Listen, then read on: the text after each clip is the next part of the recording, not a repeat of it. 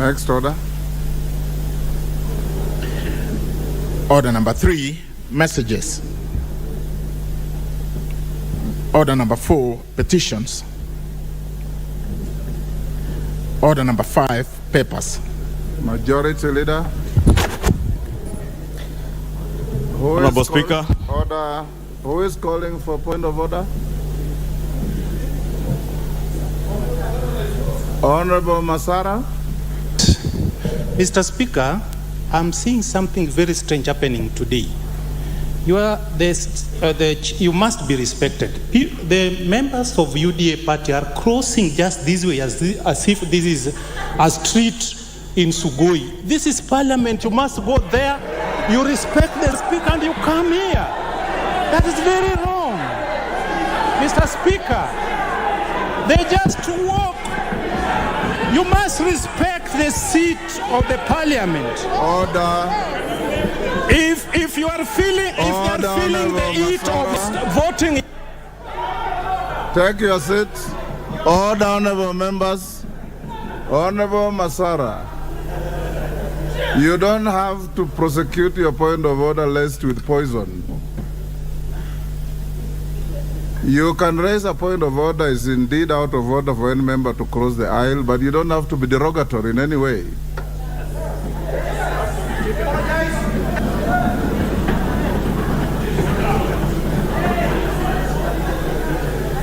Proceed, Majority Leader.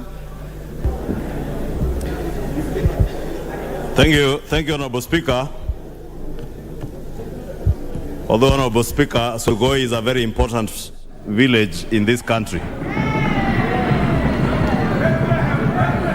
Honorable Speaker, I beg to lay the following papers on the table of the House today, Thursday, 15th June 2023. 1, report of the National Government Budget Implementation Review for the first 9 months of the financial year 2022-2023 from the Office of the Controller of Budget. 2, County Government Budget Implementation Review Report for the first 9 months of the financial year 2022-2023 from the Office of the Controller of Budget. 3, the Performance Audit Report of the Auditor General on construction of small dams and water ponds by the Ministry of Water, Sanitation and Irrigation and implementing agencies for June 2023. And lastly, 4, the annual report and financial statements for the financial year 2021-2022 from the Office of the Auditor, Office of the Controller of Budget. Thank you, Honorable Speaker. Chairperson, Special Funds, Accounts Committee.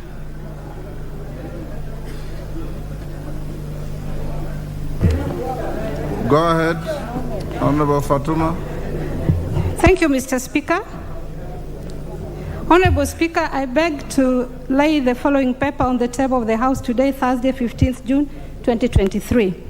First, report of the Special Funds Accounts Committee on its consideration of the report of the Auditor General on the financial statements of the Women Enterprise Fund, Coffee Sherry Advance Revolving Fund, Strategic Food Reserve Trust Fund, Equalization Fund, Mechanical and Transport Fund, National Research Fund, Youth Enterprise Development Fund, Uwezo Fund, and Civil Service Housing Scheme Fund. Thank you, Mr. Speaker.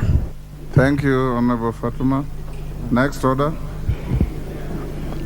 Order number 6, notices of motion. Under this order, Honorable Fatuma. Give notice of motion. Thank you, Mr. Speaker. Notice of motion. Chairperson, Special Funds Accounts Committee. Consideration of the report of the Auditor General. Order, Honorable Fatuma, I say, I beg to give notice of the following motion. Thank you, sir. I beg to give notice of motion. Consideration of the report of the Auditor General on the financial statement for Women Enterprise Fund, Coffee Sherry Advance Revolving Fund, Strategic Food Reserve Trust Fund, Equalization Fund, Mechanical and Transport Fund, National Research Fund, Youth Enterprise Development Fund, Uwezo Fund, Civil Servants Housing Scheme Fund. Honorable Speaker, I beg to give notice of the following motion. that this House adopts the report of the Special Funds Accounts Committee on its consideration of the report of the Auditor General on the financial statement for the Women Enterprise Fund, Coffee Cherry Advance Revolving Fund, Strategic Food Reserve Trust Fund, Equalization Fund, Mechanical and Transport Fund, National Research Fund, Youth Enterprise Development Fund, Uwezo Fund, and Civil Servants Housing Scheme Fund, laid on the table of the House on Thursday, 15th June 2023. Thank you, Mr. Speaker. Thank you, Honorable Fatuma. Clerk. Order, Clerk. Order number 7, questions and Hold, Clerk, hold. What Honorable Fatuma has given us notice, you expunge the first statement she made, then start in the Hansard with "I beg to give notice," right, so that the record is proper. Thank you, Fatuma. Next. Order number 7, questions and statements. Honorable members, we have no questions. We have no statement. You have your Thursday statement. Majority Leader. Thank you, Honorable Speaker.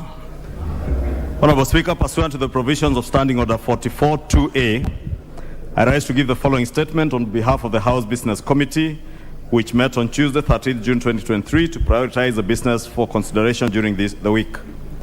Honorable Speaker, as members are aware, this week the House concluded the general debate on the budget estimates of revenue and expenditure for the financial year 2023, 2024, and the medium term, and adopted the annual estimates with amendments in the Committee of Supply. Additionally, the House concluded the second reading of the Finance Bill 2023 after the Departmental Committee on Finance and National Planning tabled its report on the bill. I would like to commend the committee and indeed the House for the steadfast commitment and participation during this important business, which has sometimes gone late into the night. Honorable Speaker, members will note that I had previously conveyed that the Cabinet Secretaries for Labour and Social Protection and the Cabinet Secretary Lands, Public Works, Housing and Urban Development were scheduled to appear before the House on the afternoon of Wednesday, 14th June 2023, to respond to the questions in the plenary of the National Assembly. However, due to priority business before the House, this has been postponed to a date that shall be communicated. Honorable Speaker, with regard to the business for Tuesday next week, the House is expected to consider the Finance Bill 2023 at Committee of the whole House in the course of a week, and the Appropriations Bill 2023 also in the course of a week at all stages, once it is published. Debate on the following business will also continue next week. 1. Report of the Departmental Committee on Environment, Forestry and Mining on the ratification of the Kigali Amendments on the Montreal Protocol on the substances that deplete the ozone layer. 2.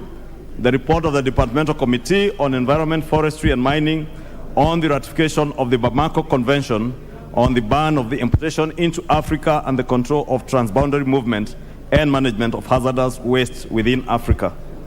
3. The report on United Nations Convention Against Corruption, UNCAC, and Global Parliamentarians Against Corruption, GOPAC, Annual General Meeting, and 4. The second reading of the Statute Law Miscellaneous Amendments Bill of 2022. Finally, the House Business Committee, Honorable Speaker, will convene on Tuesday, 20th June 2023 to schedule business for the rest of the week. And I wish to lay the statement before the table of the House. Thank you, Honorable Speaker. Thank you. Next. Yes, Junet, what is... Mr. Speaker, in line with the statement that has been tabled by the Majority Leader, I think now there is clarity in the House that the Finance Bill is coming up for the third reading on Tuesday next week. Because, Mr. Speaker, you know, yesterday when we were debating the Finance Bill in second reading, for the second reading, there was a lot of confusion that people didn't know, and many members are saying did not know that the question will be put, even though we have Standing Order 95 that allows anyone to stand up and ask for the mover to reply. But now with clarity and with a statement that now has been tabled by the Majority Leader, there is clarity that the third reading is going to happen next week on Tuesday, and members must be aware of that, especially members on our side. Now you can prepare properly. Thank you very much. Yes, Chungwa. Honorable Speaker, you know my good friend, the Honorable Junet, might not have heard me clearly. I said from business beginning on Tuesday, in the course of the week, next week, we will have the third reading and the appropriations bill, should it be published over the weekend. But that is not to say it could be Tuesday, and the Honorable Junet is a member of the House Business Committee, and he knows it is a House Business Committee that schedules business for the week. And I believe when we meet on Tuesday 20th, we'll be able to schedule business for next week. Two, Honorable Speaker, there should be no excuse for any member of parliament to be anywhere else other than in the National Assembly, in chamber, debating, and therefore there were no surprises yesterday. Every member of parliament who's been elected by the people of Kenya from the constituents we are elected in, we should be in the House from Tuesday to Thursday. And it's a very short 4 hours in the afternoon, another 8 or so hours on Wednesday, Thursday, another short 4 hours, and we're off to our constituency. Honorable Speaker, let me just say, in the course of next week, between Tuesday and Thursday, when the House business schedules and the order paper will be published, Honorable Speaker, by Monday night, actually. Then the House business schedules when we transact what business. Junet, you want to pursue that? No, there is clarity now, but you know, Mr. Speaker, the course of the week is a course that you have to, with your indulgence now, Mr. Speaker, and the mood of the House is that on Tuesday we have the finance bill. Can we agree tentatively here and ask the House, Order, Honorable Junet. Order, members. Order. For avoidance of any doubt and Honorable Junet's point of order, many members thought that by your vote last evening, you concluded the finance bill. You didn't. There is still the committee of the whole. The bill as you passed yesterday is the bill as published. The committee itself has proposed amendments. There are many members, I believe, who will also bring amendments to the bill. And that will be in the committee of the whole, depending on what the House Business Committee, in which Junet yourself sits, you will give direction as to whether to start on Tuesday or Wednesday or whichever day. But I believe that in the course of business, we should be able to start on Tuesday and proceed until you finish. If you want to truncate the process, you can finish on Tuesday. If you want to mount spirited competition, including but not limited to divisions, then we may be able to go on up to Thursday. But be aware that the finance bill is not done yet. Order, no more points of order. Yes, Senior Counsel. Thank you, Mr. Speaker. Mr. Speaker, I need your guidance on a procedural matter, unless it escaped my attention at any one point. I'm looking at Standing Order 244C in terms of the order in which things are to be done. It suggests to me that the budget highlights and revenue-raising measures which would be presented by the Cabinet Secretary comes first under 244C1. On the same day, under 244C4, on that same day, then the Cabinet Secretary will then present a legislative proposal. It is that legislative proposal which, once presented under now Standing Order 245, constitutes and becomes the finance bill, which then is later discussed. So, Mr. Speaker, I want to understand a situation where the finance bill was already introduced, has already come to the second reading, and the budget proposals have not been made, and the proposal by the Cabinet Secretary has not been presented. What then were we discussing? It is my understanding that if we go that way, then it means we have dispensed with the presentation of the budget proposal by the Cabinet Secretary, in which case I will seek your guidance on why the business you had indicated that will be undertaking from 3 p.m. Thank you, Mr. Speaker. Honorable Senior Counsel, the standing order you are citing was actually rendered negatory by a decision of the court that has been the creation of the process that we are undertaking. So this process is not against any law. I hear somebody saying that you participated in the court case that rendered the standing order negatory. So what we are doing is procedural, and we are not in any way flouting any standing order. It wasn't. Honorable members, I have a short communication. And senior counsel, we may pursue that argument later in my chamber if you so wish. And it's in relation to interruption of business, pronouncement on the budget policy highlights, and revenue-raising measures for the national government for the financial year 2023-24. Honorable members, Section 40 of the Public Finance Management Act 2012 and Standing Order 244C require the Cabinet Secretary for the National Treasury to make a public pronouncement on the budget policy highlights and revenue-raising measures for the national government each financial year. In this regard, and as communicated earlier, the Cabinet Secretary will be making this pronouncement shortly. Honorable members, I wish to recognize the dignitaries present in the galleries today. They include members of the Cabinet, led by the Prime Cabinet Secretary, the Honorable Dr. Wycliffe Musalia Mudavadi, EGH. Other guests present today include Principal Secretaries, Chairpersons, and Chief Executive Officers of parastatals, senior government officials, members of the Diplomatic Corps, and the development partners. On behalf of the National Assembly and on my own behalf, I welcome all of you to the National Assembly. Honorable members, before I invite the Cabinet Secretary for the National Treasury and Economic Planning to make his pronouncement, I wish to remind the House that in accordance with the provision of Standing Order 244C3, the Cabinet Secretary shall be heard without question or clarification sought. Further, the provisions of the Parliamentary Powers and Privileges Act 2017 do apply to the Cabinet Secretary during this sitting.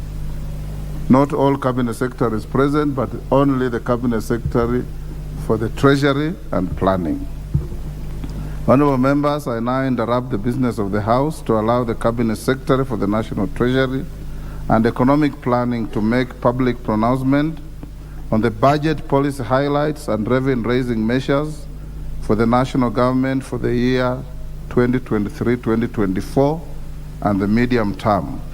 Cabinet Secretary for the National Treasury and Economic Planning, Professor Njuguna Ndungu, CBS, you may now proceed. The floor is yielded to you.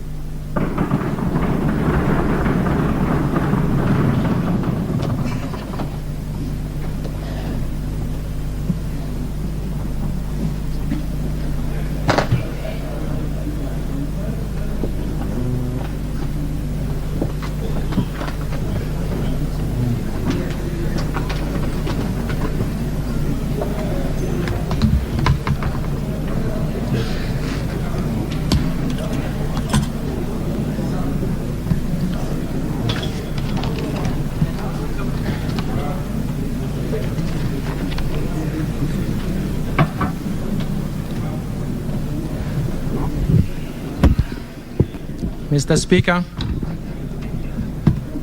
it is a great honor and privilege for me to present to this august House and to the people of the Republic of Kenya the first budget of the Kenya Kwanza administration under the... Order, members.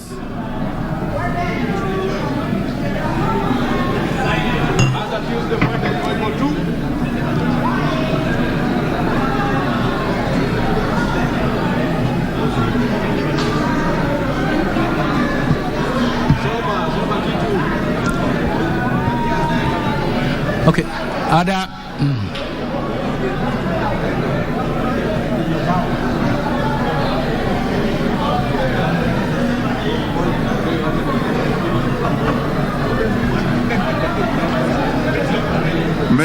Proceed. Thank you, Mr. Speaker. It is a great honor and privilege for me to present to this august House and to the people of Kenya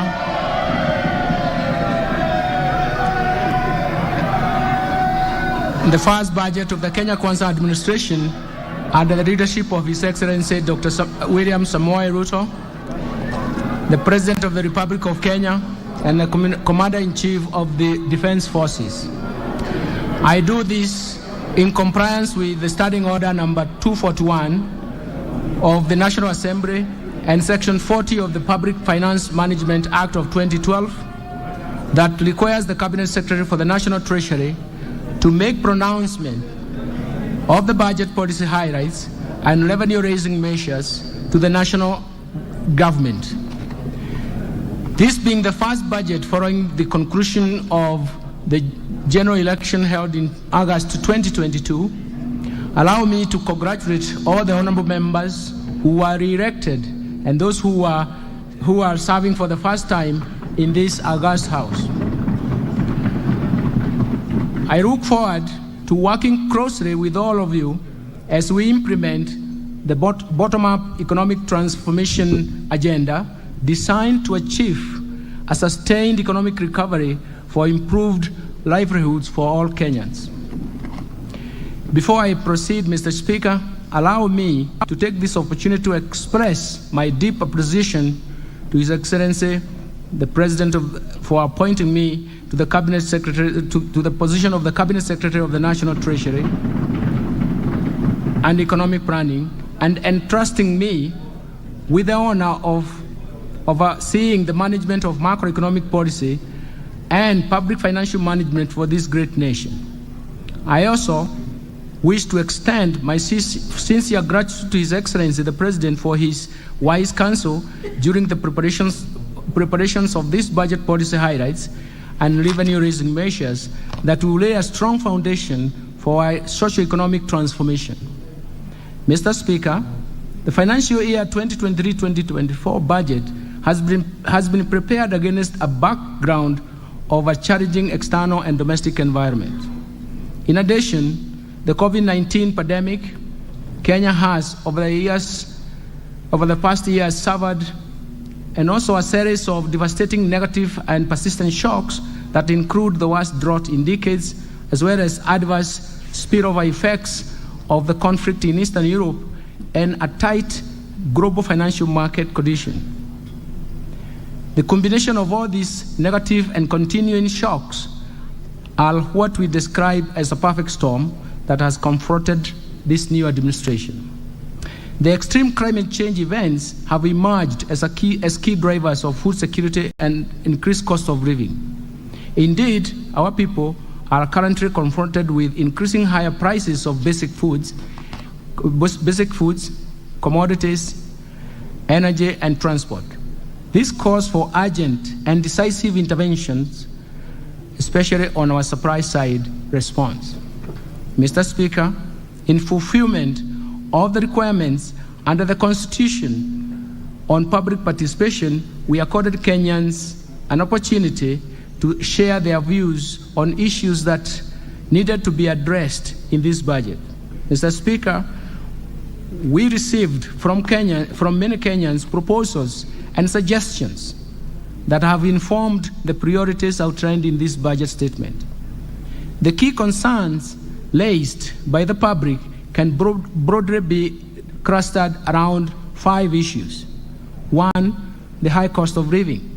2, the high cost of unemployment. 3, and this is mostly among the youth.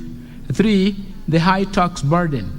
And 4, the wastage of public resources. And finally, the high public debt. Mr. Speaker, having listened carefully to the concerns from the public and taking cognizance of the socio-economic and environmental challenges facing the country, the budget policy highlights seeks to provide solutions to the said concerns as we all work towards accelerating economic recovery. Proactively, the Kenya Kwanza government has begun the journey to bring down the cost of living and improve the livelihoods. while at the same time fostering a sustainable, inclusive economic transformation. The government has taken the long-term sustainable approach of subsidizing production of goods instead of consumption to respond to the rising cost of living. In this regard, the government has instituted immediate interventions that are aimed at providing short-term solutions to the high cost of living, while at the same time building a momentum for the long-term economic vibrancy and transformation. In particular, the government has covered the following areas. First, through the e-voucher fertilizer subsidy program, availed to 6 million of 50 kilogram bags of subsidized fertilizer worth 15 billion that are retailing at a cost of 350 per bag, a reduction from the market price from 6,500 per bag, representing a subsidy of Kenya shillings 3,000 per bag. So far, the government has registered 5 million farmers nationwide and issued over 2.5 e-vouchers to registered farmers.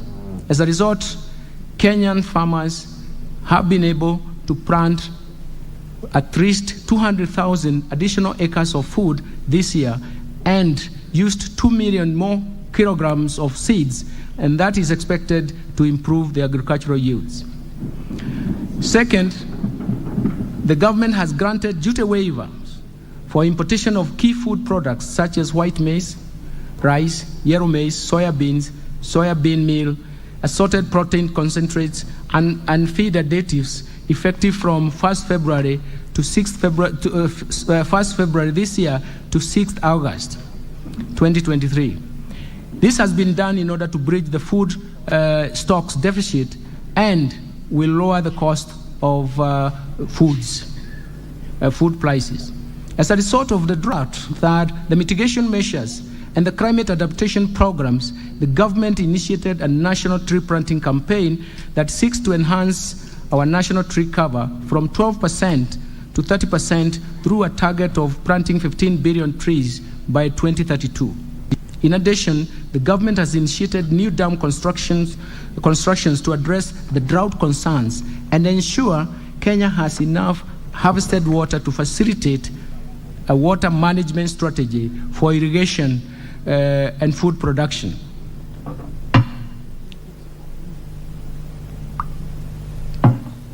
Fourth, the government has invested very heavily in biotechnology research and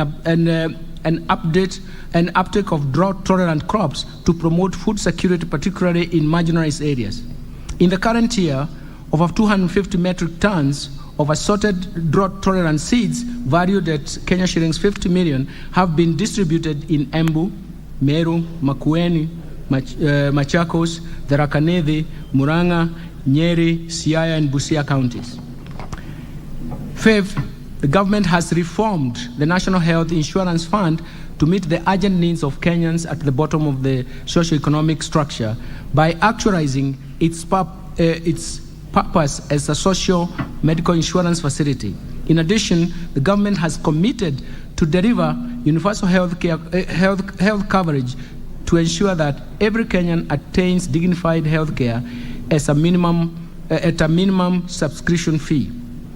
And finally, the government has reviewed the policy on the energy sector with the aim of developing and diversifying this market further by improving the sourcing and supply of cooking gas that inevitably has resulted in high costs that drive domestic inflation. This has allowed for additional players to be licensed and to set up liquefied petroleum gas facilities. A common use of bulk storage and even handling facility for LPG will be constructed through a private sector participation framework to enhance market certainty and stability in the use of LPG. This will cut costs of handling and evacuating gas from ships to the mainland, and hence allowing dealers to pass through the cost of relief to consumers. Mr. Speaker, in order to improve service delivery and support livelihoods, and businesses, as well as strengthen governance institutions, the Kenya Kwanza government has, since assumption of office, established Financial Inclusion Fund. This is commonly known as the Hustlers Fund, that was set up in November 2022 to provide access to affordable credit to individuals and MSMEs, medium and small enterprises, and to encourage savings. This is an intervention that will remain at the bottom of the pyramid in order to access borrowing under the fund. A customer only needs to register through his or her mobile phone. Since the launch of the first product, the Hustler Fund Personal Loan Fund, the government has invested a total of 11 billion shillings. This money has been revolving within the fund, providing low interest rate at 8% per annum, and so far 16.07 million Kenyans, of which 7.1 million are repeat customers, have actually accessed the fund. So far, 30.8 billion has been borrowed from this revolving fund. In addition to borrowing, the fund is designed to encourage savings. To date, 1.5 billion has been saved as a mandatory savings, while Kenya shilling 17 million has been saved on a voluntary basis. We have witnessed a phenomenal growth in the number of transactions that currently stand at 43.5 million transactions. The largest number of the times a single customer borrower has borrowed from the fund is about 50 times, indicating strong traction of the Hustlers Fund. To further empower the medium and small enterprises, the government on 1st June 2023 launched the second product of the Financial Inclusion Fund that is aimed at facilitating Kenyan access funding through groups. This follows the phenomenal success of the personal loans products under this initiative, and this will allow lending groups such as chamas and SACCOs and SACCOs. The groups can now borrow loans from between 20,000 shillings to 1 million shillings.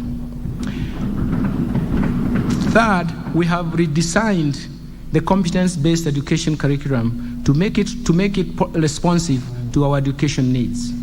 And fourth, I've employed over 30,000 teachers in a historic and unprecedented drive to improve the national teacher-pupil ratio and enhance performance. Fifth, government has introduced a new funding model for higher education that will make the universities and technical training fully inclusive, financially self-sufficient, and also capable of competing with their peers globally while contributing to our national socio-economic transformation. Sixth, the government has established the National Open University in order to make higher education inexpensive, affordable, accessible, inclusive, and attainable to all. The university will create its charter before the end of this month, that is June 2023. Seven, the government has launched several affordable housing projects across the country, translating to about 36,000 housing units in just 8 months. Eighth, the government has proposed and moved with digitalization, and the digitalized and automated services to the tune of 3,570 of government services through the eCitizen platform that has enhanced access to government services and brought greater convenience to citizens. The government targets to bring on board close to 5,000 services on the eCitizen platform by the end of 2023.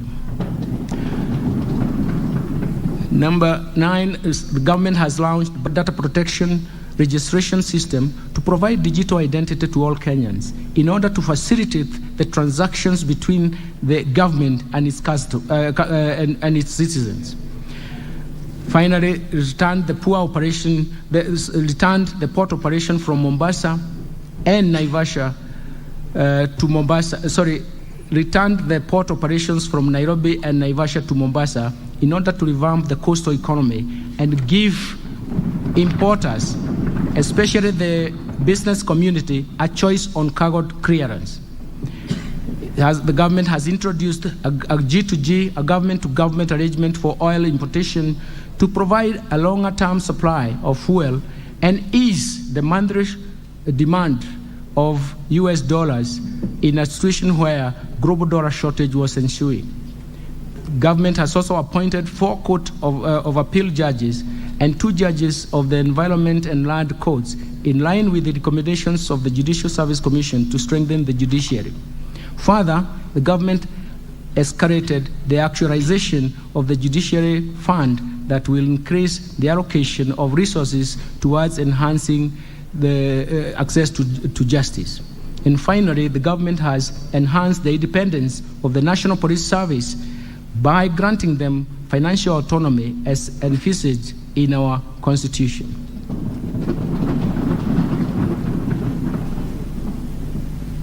Mr. Speaker, while we celebrate these achievements, we are aware that a lot remains to be done in order to decisively deal with the pressing socioeconomic challenges.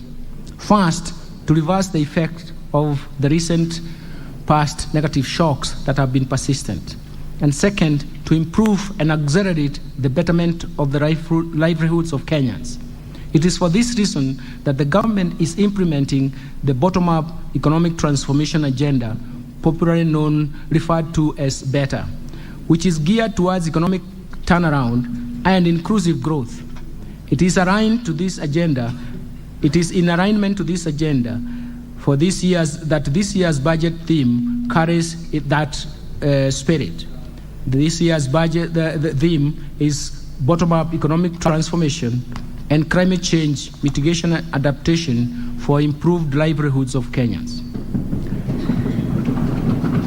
Consistent with this, the government will scale up implementation of policy priorities and structural reforms under the bottom-up economic transformation agenda, as detailed in the 2023 budget policy statement and the 4th medium-term plan, MTP4, which is currently under development, and that it will guide the attainment of these development objectives, as well as a continuation of the Kenyan Vision 2030 and Sustainable Development Goals. The strategy will involve increasing investments in 5 strategic sectors that have the largest impact and linkages to the economy, as well as on household welfare as the starting point. These 5 sectors include agricultural transformation, micro and small medium enterprise economy, housing and settlement, healthcare and digital superhighway, as well as the creative industry. Special focus will be placed on the interventions that reduce the cost of living, create jobs, achieve more equitable distribution of income, enhance social security, and expand the tax base for more revenues to finance development. And finally, also geared towards increasing foreign exchange to give us flexibility in that market. Mr. Speaker, we intend to implement the policy priorities within a sustainable fiscal framework. Overall, we have moderated our spending to ensure the value for money and enhanced the revenue mobilization efforts to ensure that our public debt remains on a sustainable path. Prioritization is critical because resources are scarce, thus limiting our capacity and desire to cover everything at once. In this regard, the budgeting process for the priority programs under the bottom-up economic transformation agenda will be managed through a value chain approach. This has ensured that the resources allocated along the value chain are allocated to all the components along the value chain, thereby eliminating duplication of roles, removing any funding gaps, and enhancing efficiency in the use of available budgetary resources. Mr. Speaker, it is now my privilege and honor to present the economic and fiscal policy underpinnings the government's bottom-up economic transformation agenda for improved livelihoods to Kenyans. Thereafter, I will broadly outline the proposed resource allocations and revenue-raising measures that the government will implement in the financial year 2023-2024 budget. But before I proceed to elaborate on programs, Let me start by highlighting the economic context in which this budget has been prepared. Let me start with economic policy context and focus on the global economy. Mr. Speaker, the financial year 2023-2024 budget has been prepared against a background of increased uncertainties in the global economic outlook, reflecting continued geopolitical tensions, particularly the ongoing conflict in Eastern Europe, and the pace of monetary policy tightening amidst concerns about financial sector stability in the advanced economies. As a result, the global economic growth is projected to slow down to 2.8% in 2023 from 3.4% in 2022. Economic prospects are also expected to slow down across regions and countries. Nevertheless, the commodity prices in the global markets, particularly oil and food, have been easing due to improved and functioning supply chains. Let me turn to domestic economy. Mr. Speaker, on the domestic scene, the economic growth for 2022 slowed down to 4.8% from 7.6% in 2021 due to adverse impact of the multiple shocks that affected the economy. Kenya's growth in 2022 was supported by growth in the services sector, while the agricultural sector contracted for the second consecutive year due to the prolonged drought effects, but that also contributed to a slowdown in the growth of manufacturing sector as well as that of wholesale and retail trade sectors. Mr. Speaker, the economy is expected to rebound and expand by 5.5% in 2023 up from 4.8% in 2022. And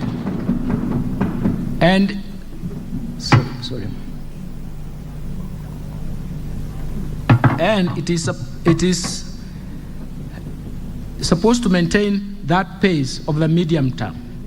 The growth will be supported by a broad-based private sector-led growth, including continued strong performance of the services sector and the recovery from the agricultural sector due to improved weather conditions during the March-May rainy season. This growth outlook will be reinforced by interventions being implemented by the government under the bottom-up economic transformation agenda that include the provision of subsidized fertilizer and seeds to farmers during the planting season. Further, economic activity is expected to improve and drive aggregate demand expansion as the international community, international commodity prices is coupled with improved exports and resilient private sector consumption, as well as the ongoing public-private investments. Mr. Speaker, the government will continue to support economic recovery by pursuing prudent macroeconomic policies geared towards reducing debt vulnerabilities and supporting sustainable and inclusive development. Inflation rate has remained above 7.5%, which is the upper bound target since June 2022. This is driven mainly by high food prices and energy prices following the adverse weather conditions and high global oil prices, but also compounded by the pass-through effects from the domestic currency depreciation. In order to anchor inflation expectations, the Central Bank of Kenya, through Monetary Policy Committee, tightened monetary policy during the last 1 year by raising the central bank rate to 9.5% in March 2023 from 7.5% in May 2022. This monetary policy action, together with improved agricultural production occasioned by the long rains and supported by fertilizer subsidy program and the ongoing importation of key food items, particularly maize, cooking oil, rice, sugar, at a duty-free window, are expected to ease the domestic prices and basic food items. Already, the inflation pressures are easing with inflation rate at 8% in May 2023 from the highs of 9.6% in October 2022. Inflation rate is expected to return to the target range within the second quarter of financial year 2023-2024. Also, in addition credit to the private sector has grown by 13.2% in the last 12 months to April 2023. And this is supporting economic activity. Most sectors of the economy continue to receive positive credit flows. Mr. Speaker, to further anchor inflation expectations, the Central Bank of Kenya will continue to implement reforms outlined in the White Paper on modernization of the monetary policy framework and operations that are aimed at enhancing the effectiveness of monetary policy formulation and implementation to prevent monetary policy falling behind the curve. These reforms include refining macroeconomic forecasting frameworks in line with the changing structure of the economy, improving the functioning of the interbank market to strengthen monetary policy transmission, and continued improvements of communication on monetary policy decisions.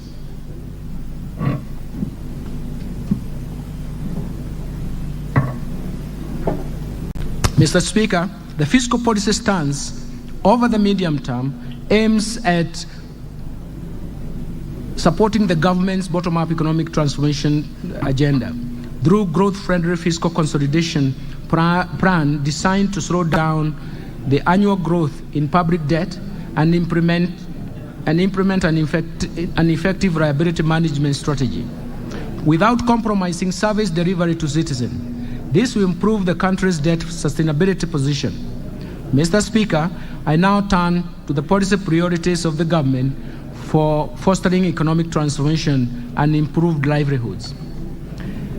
The policy priorities and structural reforms for improved livelihoods start with the bottom-up economic transformation agenda. Mr. Speaker, this year's budget places special emphasis on priorities at the bottom-up economic transformation agenda, which is detailed in 2023 budget policy statement that was approved by this House in March 2023. This agenda is premised to address the challenges of the economy is facing, to stimulate economic recovery, bolster resilience while building on the success realized over time. The strategy will involve increasing investment in at least 5 sectors envisaged to have the largest impact and linkages to the economy, as well as on household welfare. The priority programs are classified under 2 categories, namely the core pillars and the enablers that aim at the creation of a conducive business environment for socio-economic transformation. Mr. Speaker, as indicated earlier, in this statement, the core pillars include agricultural transformation, micro, small, and medium enterprises of the economy, housing and settlement, healthcare and digital superhighway, and in creative industry. In order to make this program feasible, the government will implement strategic interventions under the following key enablers. First, the infrastructure, manufacturing, the blue economy, the services sector, the environment and climate change, education and training, women agenda, youth empowerment and development agenda, social protection, sports, culture and arts, as well as the governance. Mr. Speaker, in order to realize the aspirations of the bottom-up economic transformation agenda, the government will first continue to maintain macroeconomic stability and enhance the security to foster and secure conducive business environment for all Kenyans and their investment. Second, the government will intensify national infrastructure development and connectivity of roads and port, energy and fiber optic infrastructure to lower the cost of movement of people and goods, lower the cost of doing business, thereby enhancing profitability of businesses. Third, the government will enhance investment in key economic sectors for broad-based sustainable economic recovery by promoting agricultural transformation, growth in manufacturing, environmental conservation and water supply, food security, climate change mitigation and adaptation, tourism recovery, and sustainable land use and management. In this regard, food security and climate change will also become a focal point for policy policy formulation going forward. Fourth, the government will expand access to quality social services in health, education, and appropriate social safety nets for the vulnerable population. And finally, the government will support the youth, women, persons living with disabilities through government-funded empowerment programs that leverage on partnership with private sector organizations. Mr. Speaker, the government, under the support of the development partners, is implementing a program that aims at boosting revenue mobilization to reduce total expenditures as a percentage of GDP, thereby providing growth-friendly fiscal consolidation plan designed to slow down the annual growth of public debt and implement an efficient liability management strategy, without at the same time compromising service delivery to citizens. The fiscal consolidation plan targets gradually reduce the fiscal deficit, including grants, from 6.2% of GDP in the financial year 2021-2022 to 5.8% of GDP in the financial year 2022-2023 to 4.4% of GDP in financial year 2023-2024, and further reduce the fiscal gap further to 3.6% in financial year 2025-2026. Mr. Speaker, we are truly grateful as a nation to our development partners who have over the years provided financial resources to support the implementation of government programs, government policy, as well as structural reforms. In particular, allow me to single out the multilateral institutions, specifically the World Bank and the International Monetary Fund, the European Union, the African Development Bank, and the many bilateral donors, institutions, and governments that have walked the journey of socio-economic transformation with Kenya. Mr. Speaker, Kenya has continued to successfully implement the Extended Fund Facility and Extended Credit Facility EFF and ECF arrangements supported by the IMF, the International Monetary Fund. We concluded the fifth review of the program in May 2023, and we agreed on the augmentation of access under the program of 75% of the quota, that is SDR, special drawing rights for 407.1 million, or which is about US $544.3 million, an extension of the duration of the ECF arrangement by 10 months to April 2025 to allow sufficient time for meeting the program objectives, and on a new 20-month Resilience and Sustainability Facility, RSF, arrangement that will allow us to access 75% of our quota that will run parallel with the ECF program arrangements until April 2025. Once approved by the IMF Executive Board in July 2023, Kenya will immediately access SDR 306.7 million, which is about $410 million, including from the augmentation of the access under ECF, EFF. This will bring the cumulative IMF financial support disbursed under the EFF, ECF program arrangements to SDR 1.509 billion, or about $2.017 billion. And for us, that's why we are appreciative of this multilateral institution. The government will also access additional SDR 407.1 million, about 443 million under the new 20-month Resilience Sustainability Facility arrangement upon successful next review. Mr. Speaker, when combined with RSF support, the cumulative IMF commitment to Kenya will be about SDR 2.633 billion, which is about $3.52 billion by April 2025. Mr. Speaker, as a stopgap measure to ease the pressure on the domestic supply of petroleum products, as well as ease pressure on the Kenya shilling arising due to the global shortage of US dollars in the domestic market, we have introduced an innovative new government-to-government arrangement for fuel importation through Legal Notice number 3 of 2023. That legal notice allows us to import the importation of petroleum products by private sector through the current open tender system, OTS. To date, the monthly importation of petroleum products is approximately 740,000 metric tons, of which 60% is consumed in the domestic market, while 40% is for transit markets in the region. This product is currently paid for using United States dollars, which puts strain on foreign exchange availability and pressure on nominal exchange rate and ensuing exchange rate volatility in the market on a monthly basis. Mr. Speaker, to contain the pressure of the US dollar availability in the market, as well as exchange rate volatility on a monthly basis, the government entered into a memorandum of understanding with governments of oil-producing countries, under which framework agreements have been signed with petroleum exporting companies for the supply of petroleum products on extended credit period of 180 days.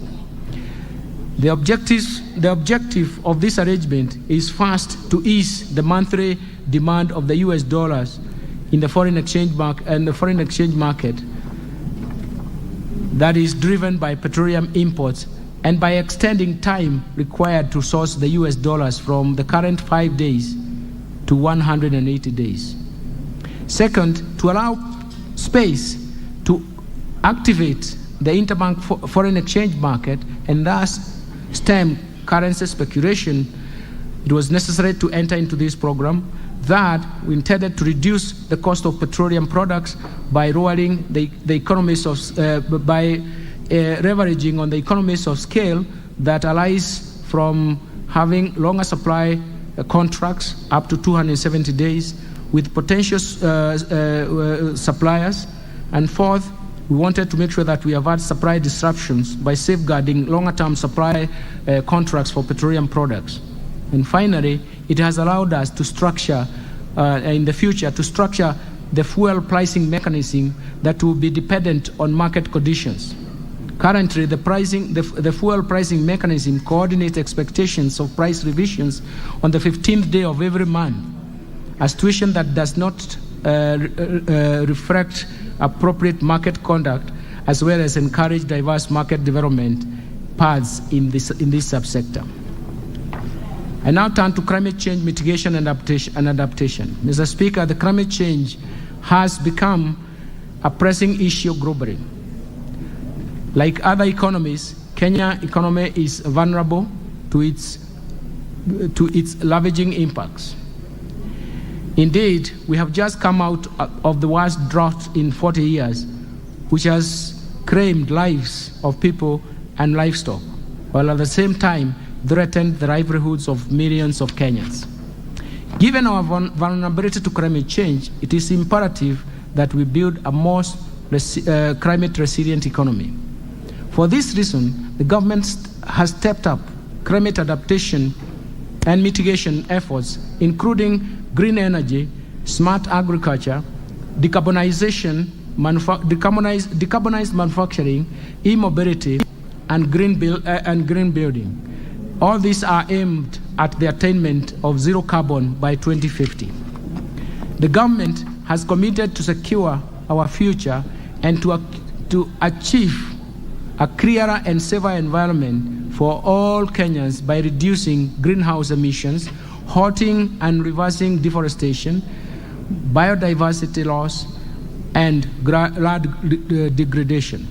In this regard, issues of climate change, mitigation, and adaptation have been mainstreamed in all government programs and across all levels of government.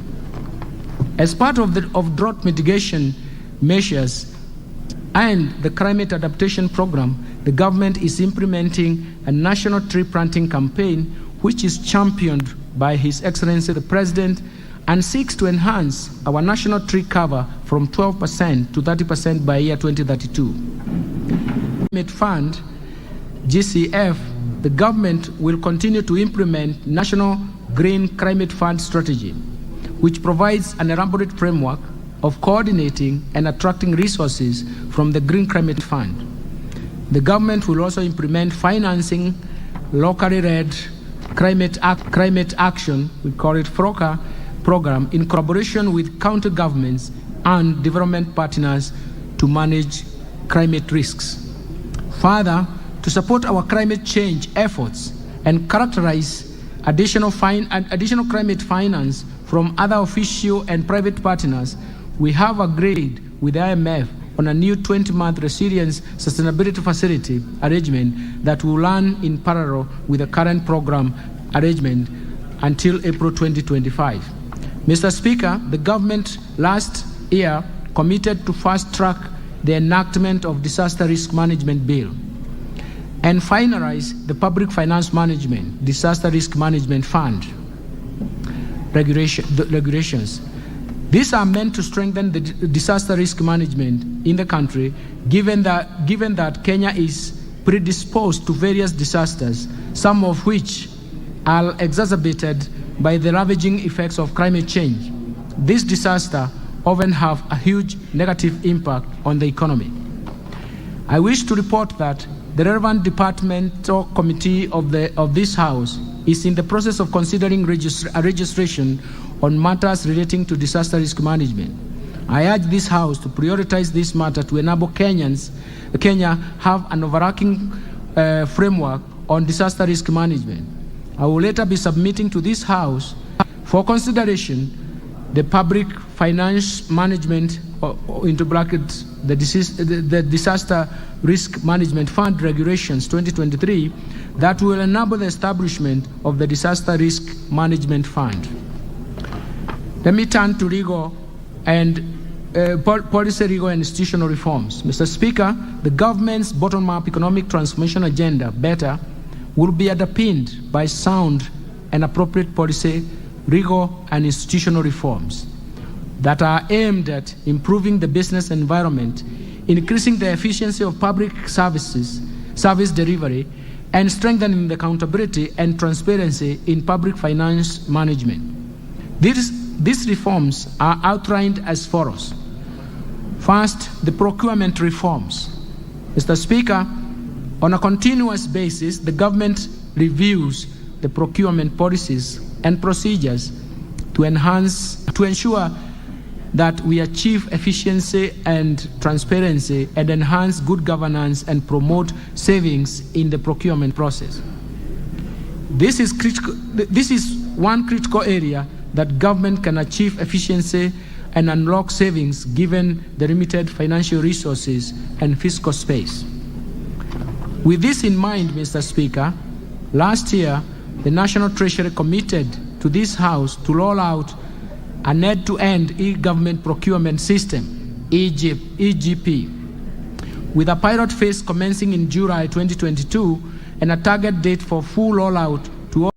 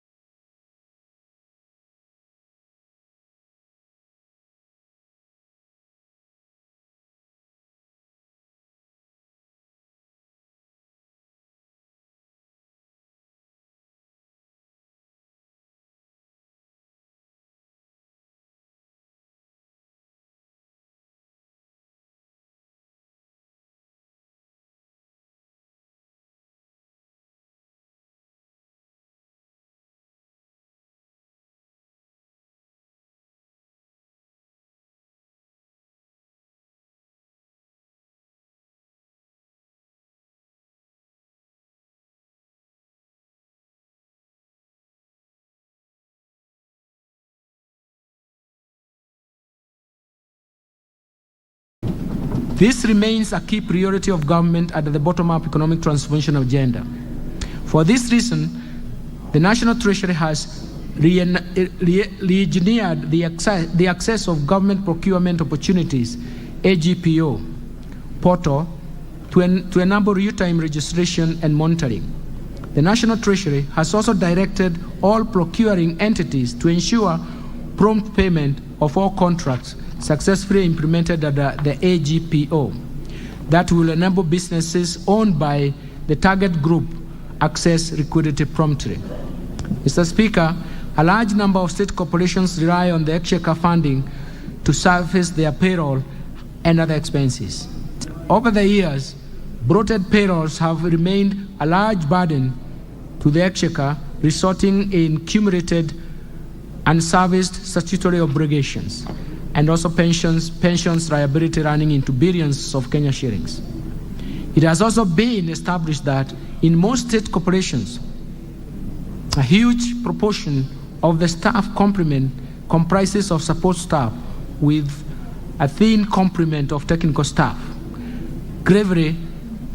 This gravely affects the core service delivery. To address this challenge, the State Corporations Advisory Committee, SCAC, will immediately embark on an aggressive program to rationalize staff establishment to keep them lean and strictly adhere to 70-30 ratio of technical staff to support staff.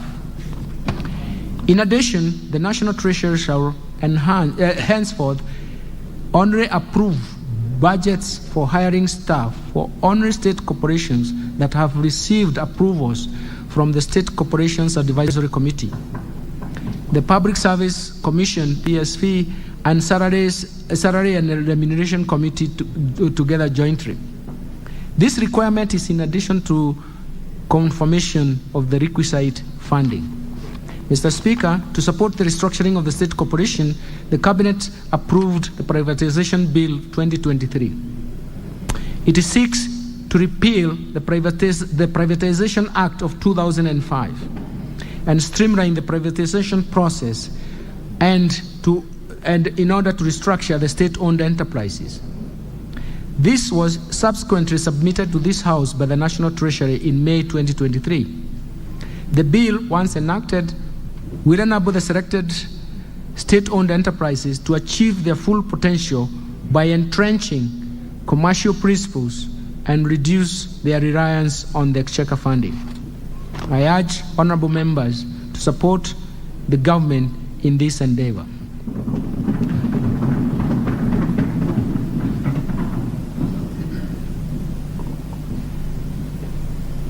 Mr. Speaker, in financial year 2022-2023, the government initiated a number of reforms in Kenya Power and Lighting Company, KPLC, and Kenya Airways, KQ, aimed at improving their efficiencies, reducing costs, and increasing revenues. To further enhance KPLC's financial sustainability, the government will restructure the balance sheet, mainly focusing on the huge loan balances, payables, and receivables. This will in turn address the current huge liquidity gap at KPLC. Towards this end, the government will implement a 4-point action plan focusing on, first, transfer of all transmission asset lines to Kenya Electricity Transmission Company, KETRACO. Second, the government will settle outstanding rural electrification schemes, RES operations and maintenance costs, which has a deficit of 19.4 billion as of June 2022, and ensure that KPLC and Rural Electrification and Renewable Energy Corporation enter into a commercial contract for the future rural electrification schemes maintenance costs. Third, the government will develop and implement a turnaround strategy that includes the reduction of system losses from the current 22.4% to 14.4% by end of June 2025. Fourth, the government will establish a new governance structure of KPLC to give private sector stakeholders fair representation reflecting the company's shareholding structure. With regard to Kenya Airways, the government's policy stance is to turn around the airline and position it as a Pan-African carrier that will ensure it is run with profitability and sustainability objectives, eventually reducing the airline's dependency on budgetary support. Let me turn now to pending bills for the national and county governments. Mr. Speaker, the total outstanding national government pending bills as of 31st March 2023 amounted to 537 Kenya shillings 537.2 billion, comprising of 450 billion for state corporations, semi-autonomous government agencies, and Kenya shillings 79.3 billion for ministries, departments, and agencies. During the same reporting period, the county governments reported pending bills of Kenya shillings 159.7 billion. The management of the pending bills is a challenge. In the public eye, will form an important benchmark, and in the public eye, it will form an important benchmark upon which the overall integrity of government style of financial management will be tested and judged. The delay in settling payments of pending bills has led to deterioration of financial positions of businesses, in particular micro and small medium enterprises, including business owned by women, youth, persons with disabilities. In view of the above, the National Treasury has prepared a cabinet memo requesting the cabinet to approve the establishment of a pending bills verification committee to carry out a thorough analysis of the stock of all pending bills and advice on how the bills would be settled. Once the outstanding pending bills are cleared by the verification committee, the National Treasury will direct all entities to ensure strict adherence to Public Finance Management Act of 2012 and clear pending bills as a first charge on the budget of the concerned entity in the subsequent financial years. Let me turn now to financial sector stability and development. Mr. Speaker, the banking sector remained stable and resilient in 2022. Deposits held by the sector increased by 12.3%, while pre-tax profits increased by 22.0%. On the other hand, gross non-performing loans for the sector stood at 13.3% in December 2022, a decline from 14.7% in June 2022. The need to build resilience and to exploit emerging opportunities has led to increased consolidation as well as regional expansion through acquisitions. This has led to strong institutions supporting the stability of the banking sector. The sector is therefore expected to remain sound and stable in 2023, building on the reform initiatives and buffers that have been built over the years. Mr. Speaker, in order to address consumer protection concerns arising from unregulated digital lenders, the Central Bank of Kenya introduced Digital Credit Providers Regulations 2022 that were approved in May 2022. They provide regulations and guidelines for the licensing and oversight of previously unregulated digital credit providers. I'm happy to report that by the end of March 2023, 32 digital credit providers have been licensed, while others are at different approval stages. More importantly, the Central Bank of Kenya is working with other agencies and regulators, including the Office of the Data Protection Commissioner, to ensure all digital credit providers are brought into the regulatory perimeter to protect consumers. Mr. Speaker, in an effort to transform Kenya's financial markets, the Central Bank will soon launch the upgraded Central Securities Depository Code named DAO CSD. The upgraded Central Securities Depository will improve financial market liquidity, enhance operational efficiency in domestic debt market, further promoting market deepening, and also broadening financial inclusion through expansion of digital access and position Kenya as the preferred financial hub in the region. The Central Securities Depository will also scale up services to the public sector, to the public market participants, and support our diaspora investors via a versatile and highly scalable digital solution with capacity to deliver seamless investor experience and convenience. Mr. Speaker, Since the launch of the National Payments Strategy 2023-2025 in February 2022, the Central Bank has implemented major initiatives to improve quality, access, and affordability of payment services to Kenyans. These include implementation of mobile money interoperability, licensing of new payment service providers, and rollout of key standards that increase convenience of payment services in line with global best practices.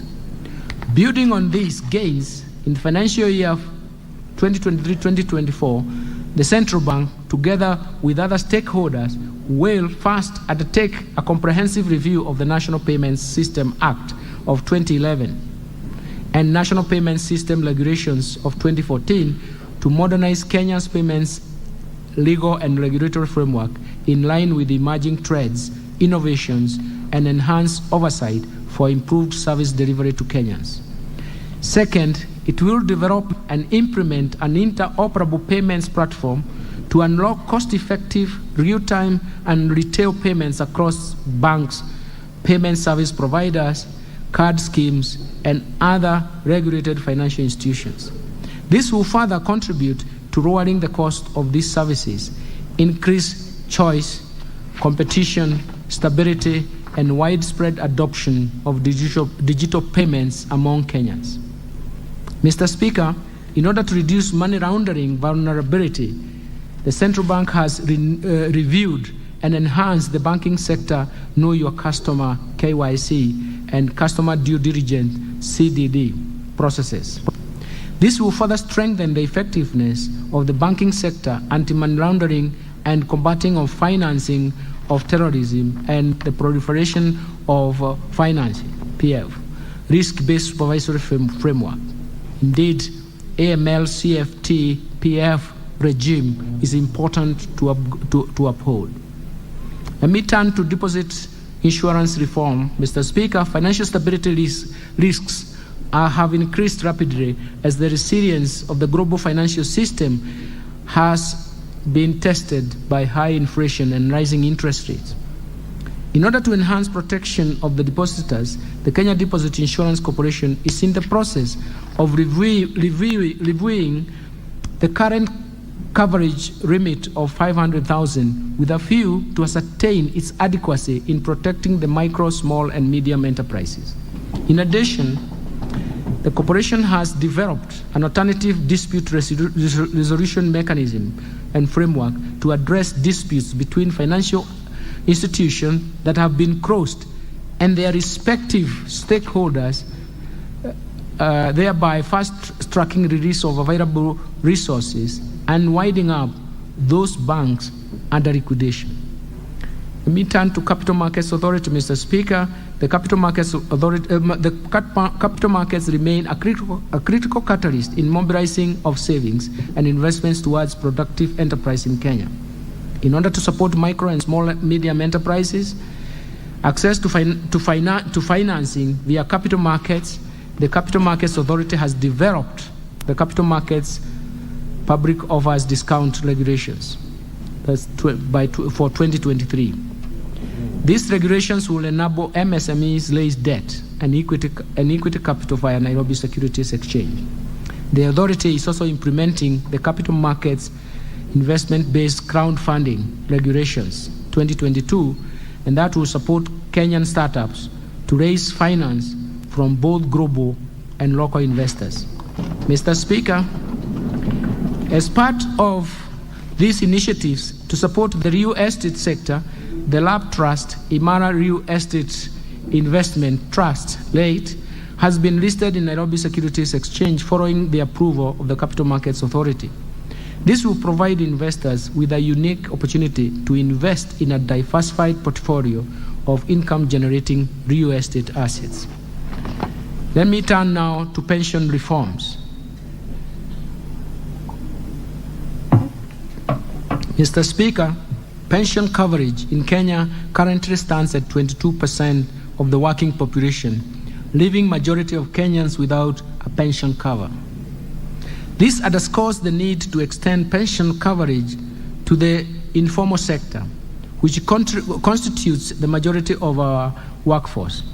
To this end, Mr. Speaker, the government is working on a national pensions policy to address key concerns on coverage, portability of schemes, reciprocal arrangements to address concerns of Kenyans in the diaspora, and mitigate the fragmentation in the sector. In furtherance of the ideals at the bottom-up economic transformation agenda, the National Treasury has established an innovative scheme, the Kenya National Enterprise Savings Trust, KNEST, with a focus on the population in the informal segment of the economy. In order to promote uptake of the scheme, we will deliberately form strategic partnership to facilitate voluntary pension contributions for individuals in this sector and to continue to explore options to provide diverse pension solutions for self-employed individuals. Mr. Speaker, to effectively administer the public service pensions, the National Treasury will invest in modern technology and digital solutions to streamline pension processes and improve service delivery.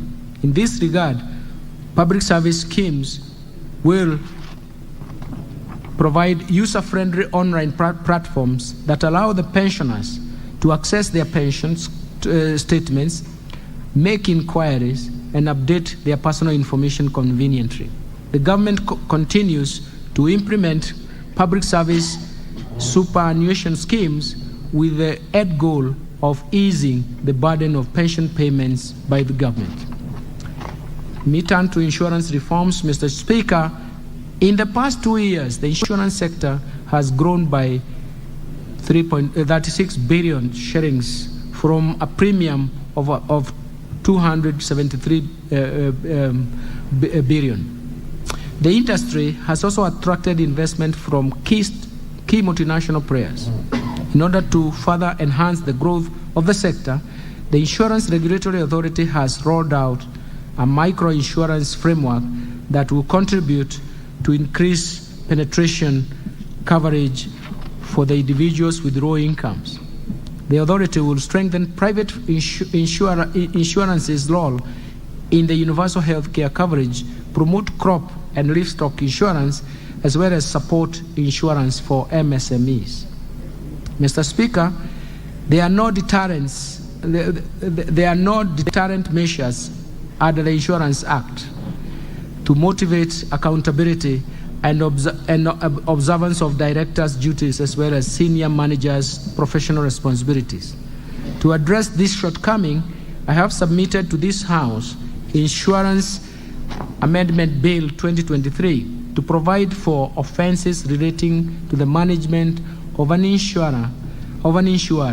In addition, the bill will contain other amendments aimed at enhancing the efficiency of the Insurance Regulatory Authority in regulating the insurance industry.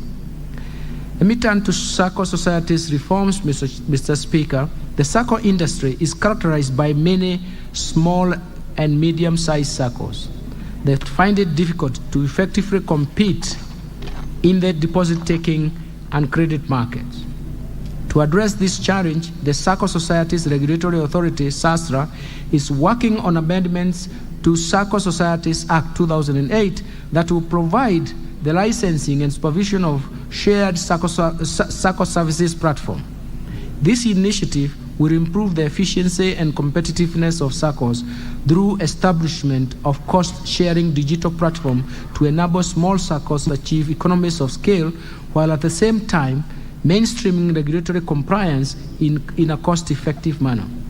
Mr. Speaker, 12 years ago, the government introduced prudential regulation to secure financial stability of SACCOs and boost savings for members. However, there has been a lack of a resolution mechanism for financially distressed SACCOs. In addition to addressing these challenges, the SACCO Society Regulatory Authority has proposed amendments to the SACCO Societies Act 2008 to provide for a framework for appointment of trustees to the Deposit Guarantee Fund for SACCOs in Kenya, DGF. Let me turn to unclaimed financial assets, Mr. Speaker. The Unclaimed Financial Assets Authority Act does not provide for claimants to designate a beneficiary of their assets or to a cause of their choice, and therefore any claim must be paid to the claimant. To address this, I've proposed to amend the Unclaimed Financial Assets Authority Act so as to empower claimants to designate beneficiaries of the unclaimed asset or to a cause of their choice. Let me turn to ease of doing business, Mr. Chairman, and consumer protection. Mr. Speaker. Mr. Speaker, in order to ease the cost of doing business and minimize compliance costs for micro, small, and medium enterprises, the Competition Authority of Kenya will exempt MSE, medium and small enterprise sector from merger notifications, thus enabling startups, digital businesses, among others. Further, the authority will monitor and conduct surveillance audits specifically in the manufacturing and agro-processing sector so as to protect MSMEs from incidences and abuse of buyer power. Second, implement codes of practice. The Competition Authority will implement codes of practice to ensure that MSMEs in the retail and insurance sectors are protected from powerful buyers. The Competition Authority will screen and investigate infractions such as suspected cartels or abuse of dominance conduct, such as excessive pricing, price discrimination, predatory pricing, margin squeeze, to ensure a level playing field. And the Competition Authority will actualize and initiate actualize the initiative started with the National Assembly to address the issue of price fixing by professional services to make the fees competitive and improve the quality of services. On consumer protection, the authority will monitor and investigate emerging consumer issues on the utility sector, pharmaceuticals, digital financial services, e-commerce, insurance, aviation, and safety of basic commodities. In addition, the authority will seek redress through replacement or refunds to customers affected by dark commercial patterns, scams, fraud under the digital economy. Let me turn now to the fiscal framework. Mr. Speaker, the government fiscal policy for the financial year 2023-2024 and the medium-term budget aims at undertaking a growth-friendly fiscal consolidation plan to ensure debt sustainability. This will be achieved through improved revenue collection, primarily through broadening of the tax base and containing overall expenditure to target set, while prioritizing higher impact social and investment expenditure. Mr. Speaker, the fiscal policy targets to grow total revenues to 17.9% of GDP in financial year 2023-2024 and above 18.3% of GDP over the medium term. As part of the economic turnaround plan, the government will scale up revenue collection efforts by the Kenya Revenue Authority, KRA, to a target of Kenya shillings 4.0 trillion over the medium term. In order to achieve this, the government is undertaking a combination of both tax administrative measures and tax policy reforms. Mr. Speaker, regarding tax policy, the government will implement the national tax policy and finalize the medium-term revenue strategy for the period financial year 2023-2024 to 2026-2027. The national tax policy, which is before this House, will enhance the administrative efficiency of the tax system, provide consistency and certainty in tax registration and management of tax expenditures. The medium-term revenue strategy comprises legal, administrative, and policy measures to reform the tax system, which is expected to boost tax revenue over the medium term.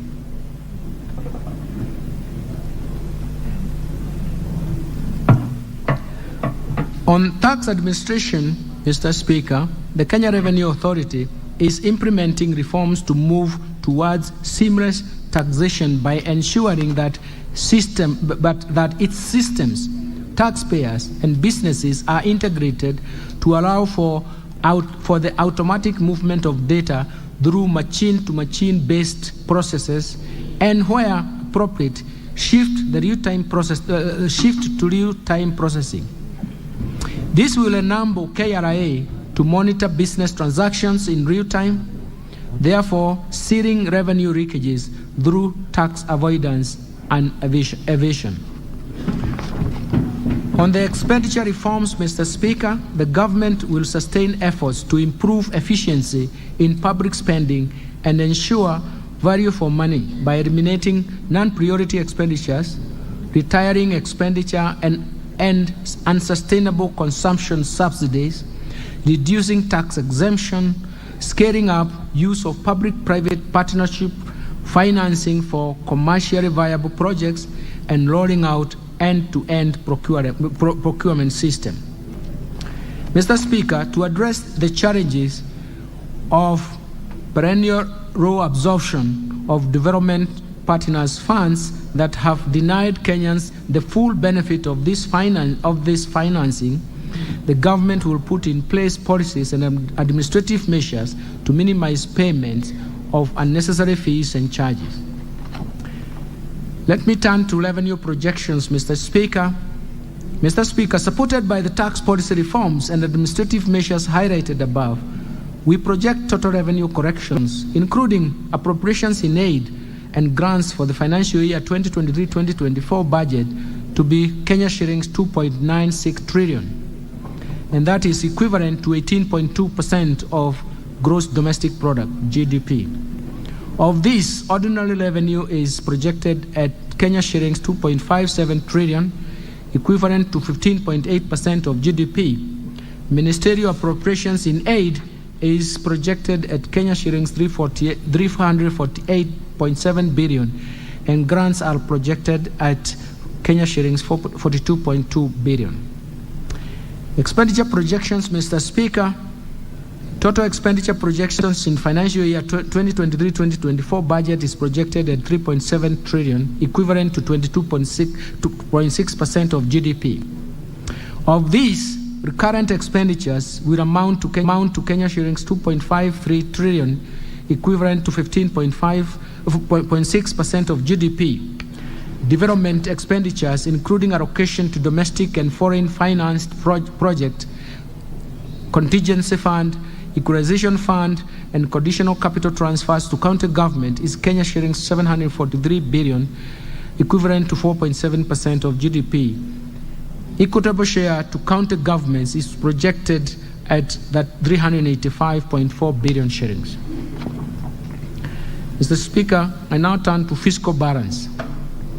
Mr. Speaker, given the projected revenue and grants against the projected expenditures, the fiscal gap of fiscal deficit is projected to decline from Kenya shillings 718.0 billion, equivalent to 4.4% of GDP in financial year 2023-2024, from a projected Kenya shillings 840.9 billion, equivalent to 5.8% of GDP in financial year 2022-2023. The fiscal deficit will be financed through net external financing of a Kenya shillings 1.5 billion, equivalent to 0.8% of GDP, and net domestic financing of 586.5 billion, and that is equivalent to 3.6% of GDP. Mr. Speaker, our medium-term fiscal consolidation policy targets to progressively reduce the level of fiscal deficit from the expected 5.8% of GDP in financial year 2022-2023 to 3.6% of GDP in the financial year 2026 to 2027. Let me turn to public debt management, Mr. Speaker. Kenya's public debt remains sustainable. but with elevated risks of debt distress due to persistent global shocks that adversely affect the liquidity ratios. The depreciation of the Kenya shilling against major currencies and the rise of interest rates have elevated cost of debt service. Further, the depreciation of the currency has increased the size of the public debt stock, as half of the public debt is actually denominated in foreign currency. Although the debt burden has risen, Kenya has not accumulated debt service arrears, and the government is committed to honor all public debt obligations as they fall due. Over the medium term, revenue-driven fiscal consolidation policy stance is expected to improve further the country's debt sustainability ratios and debt carrying capacity. Mr. Speaker, the current limit of the debt as approved in 2020 by this House is Kenya shillings 10 trillion. Guided by the best practice, the government intends to change the public debt ceiling from a numerical number to a debt anchor in the form of a ratio of public debt to GDP in present value terms. The proposed change to the debt ceiling provides an appropriate guide for optimal level of public debt based on the country's ability to pay. This is the debt carrying capacity that can objectively be assessed, as well as provide directions on information on debt accumulation or reduction from time to time. In order to anchor debt ceiling in a statute, the National Treasury developed a Public Finance Management Amendment Bill 2023, which has been submitted to this august House for enactment. The bill was subjected to public participation in line with the requirements of the Constitution of Kenya on transparency and accountability in public policy formulation. I urge the honorable members to prioritize and consider this bill favorably.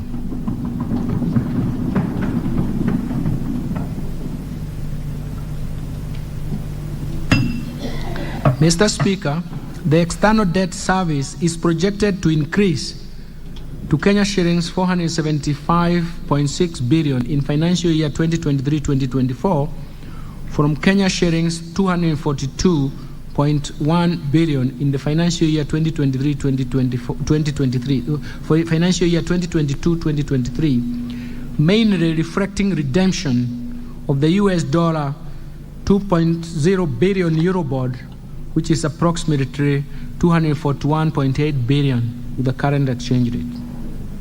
In preparation for the redemption of this maturing bond, the National Treasury and the Economic Planning issued an expression of interest to bring on board a lead manager to advise the government on liability management options towards the resolution of the Eurobond 2024. Mr. Speaker, I wish to assure Kenyans and investors that our fiscal positions remain strong and the government remains committed to meet all maturing obligations as and when they fall due, including the maturing Eurobond for June 2024.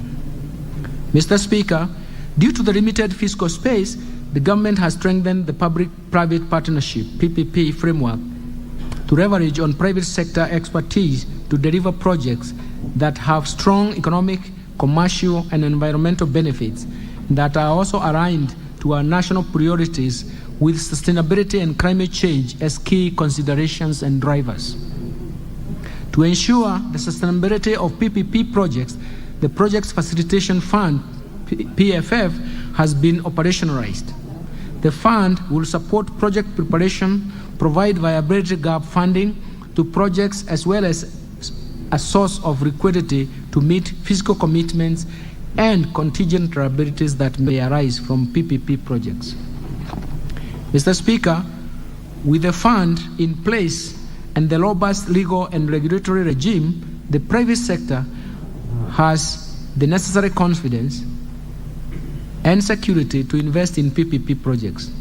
Indeed, in the last financial year, the National Treasury successfully mobilized Kenya shillings 15 billion by achieving financial closure of 2 clusters of urban roads projects under the Roads Annuity Program. The projects are currently in the construction phase. Additional projects that have closed include 2 renewable energy projects with a combined installed capacity of 70 megawatts. Further, to contribute towards government's agenda on bulk water supply and food security, several high-impact projects have been appraised and approved to proceed to the project development phase under the PPP model. These projects will provide production of additional 51,000 hectares to further strengthen the food security agenda, which is a high priority for the Kenya Kwanza administration.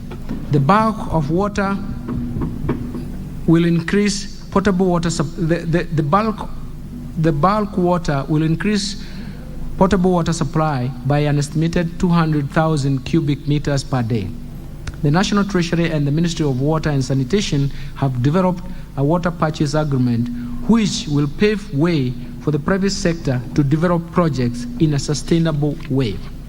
The National Treasury is in the process of developing a 10-year infrastructure plan that will be cross-cutting across various ministries to support delivery and prioritization of projects. Mr. Speaker, to build on this, the National Treasury plans to mobilize an estimated Kenya shillings 100 billion in private sector capital through various priority sectors.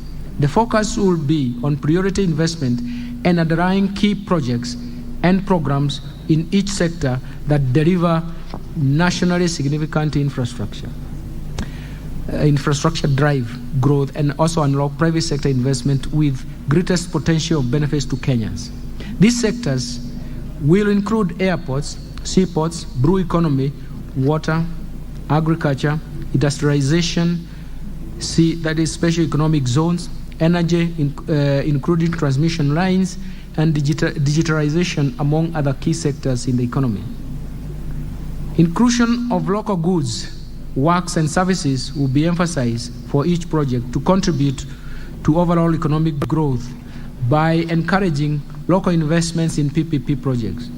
To also strengthen local investment, the National Treasury will be holding a series of roundtables to build local capacity in the financial sector so as to increase local financing of PPP projects. The National Treasury has embraced the climate resilience and adaptation framework for public-private partnership projects. This is to ensure that infrastructure projects are aligned to the realities of climate change.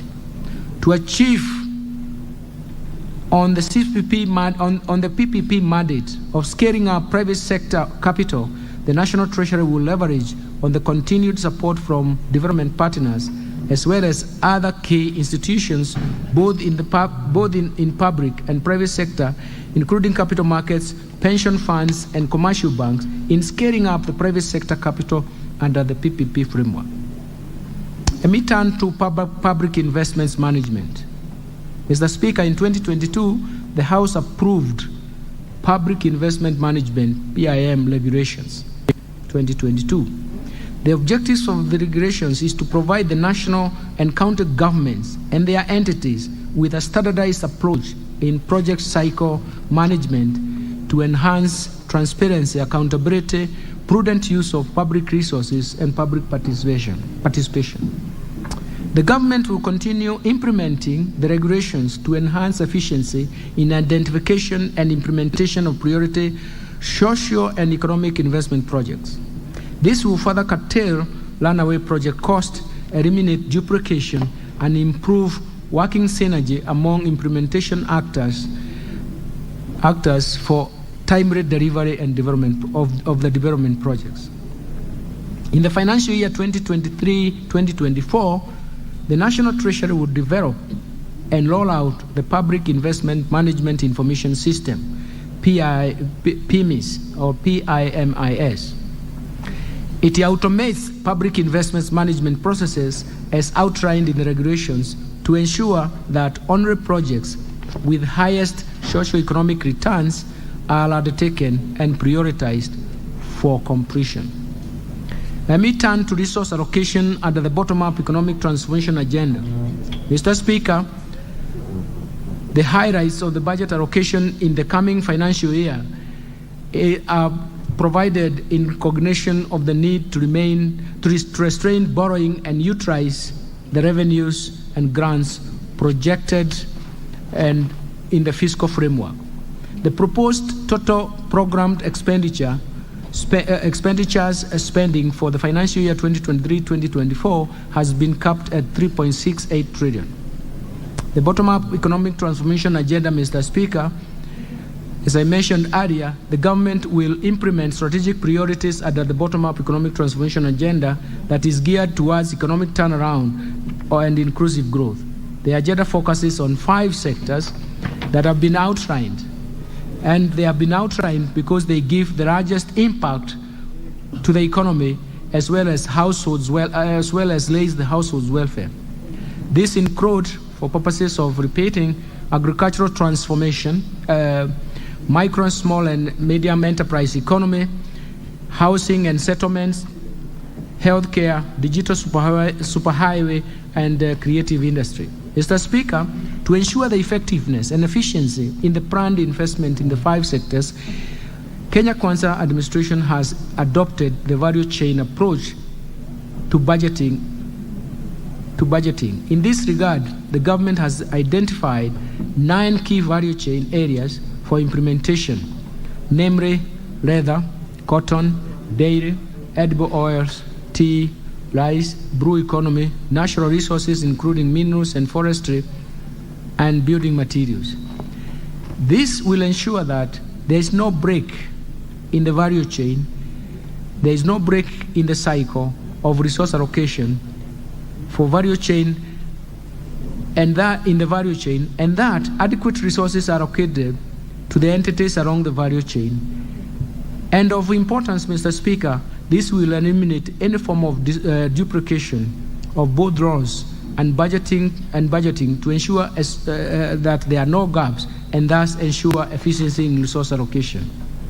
Agricultural transformation and inclusive growth, Mr. Speaker, the government will implement interventions to ensure food security in the country through climate change, mitigation and adaptation, thereby reducing the cost of living.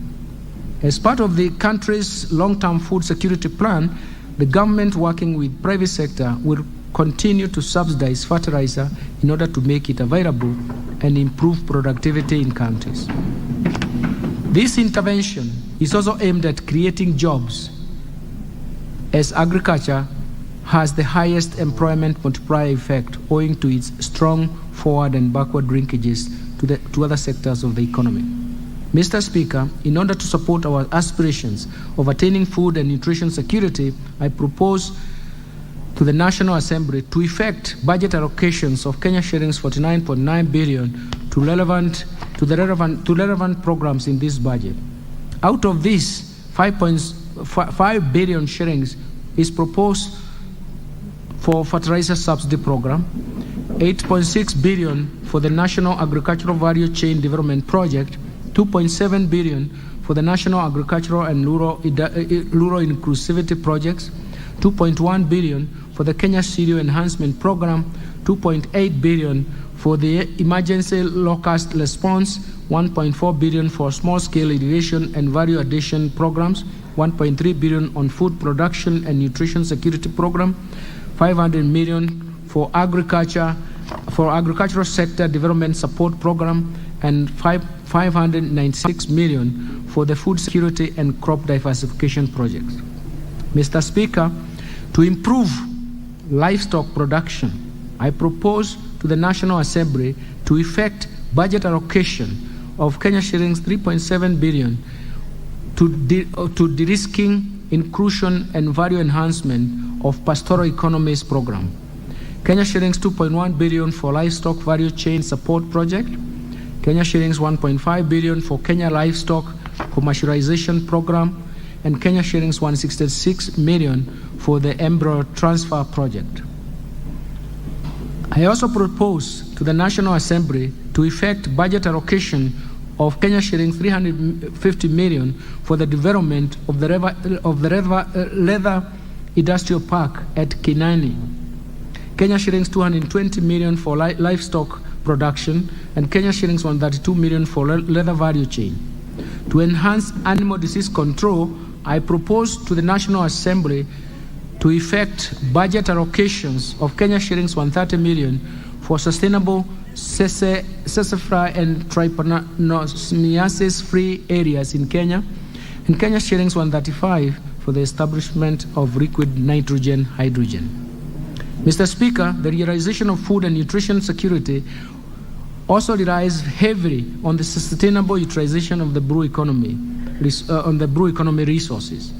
To promote this, I propose to the National Assembly to effect budget allocation of Kenya shillings 2.6 billion for the acquisition for the aquaculture business development projects. Kenya shillings 3.5 billion for Kenya marine fisheries and socio-economic development projects. Kenya shillings 1.2 billion for marine fish stock assessment. Kenya shillings 580 million for capacity building in deep sea fishing. Kenya shillings 142 million for the rehabilitation of fish landing sites in Lake Victoria. Kenya shillings 141.5 million for the aquaculture technology development and innovations transfer. Kenya shillings 500.7 million for Liwatoni ultra-modern fish hub, and Kenya shillings 88 million for the development of the brew economy initiatives. Mr. Speaker, in order to increase agricultural productivity and enhance the resilience to climate change risks in targeted smallholder farming and pastoral communities in Kenya, I propose to the National Assembly to effect budget allocations of Kenya shillings 1.5 billion for climate smart agriculture productivity project, Kenya shillings 625 million to enhance drought resilience and sustainable livelihood program, Kenya shillings 318 million towards adding drought emergencies in Kenya project. In addition, I propose to the National Assembly to effect budget allocations of Kenya shillings 300 for the crop insurance scheme to reduce the vulnerabilities of Kenya farmers to disease and natural disasters.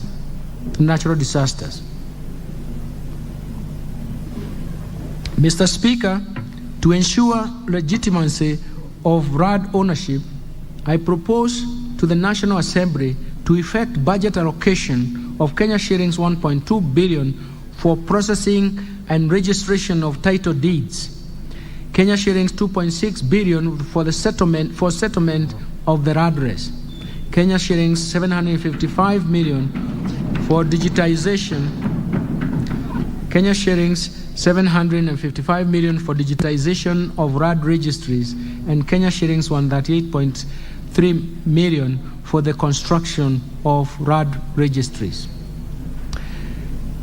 Mr. Speaker, transforming the macro, small and medium enterprises, MSME economy. Mr. Speaker, this is going to help us and to tackle the key bottlenecks of MSMEs on limited access to credit. The government rolled out in November 2022 Financial Inclusion Fund, popularly known as the Hustlers Fund, with an initial target budget of 20 billion shillings in the current financial year, as an intervention to correct market failure problems at the bottom of the pyramid. This program aims to lift those at the bottom of the pyramid through structured products in personal finance that includes savings, credit, insurance, and investment. This, together with other affirmative action funds like the Youth Enterprise Fund, Women Enterprise Fund, WESO Fund, and MSME's Credit Guarantee Scheme, will increase access to affordable credit to targeted persons and sectors, and thereby increase their investment and allow for private sector-led growth. To further support MSMEs, women and the youth of this country, I propose to the National Assembly to effect an additional budget allocation of Kenya shillings 10 billion towards the Hustlers Fund, Kenya shillings 300 million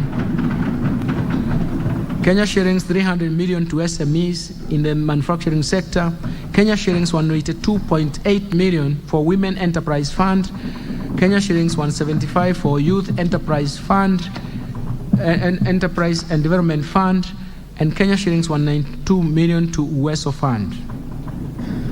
These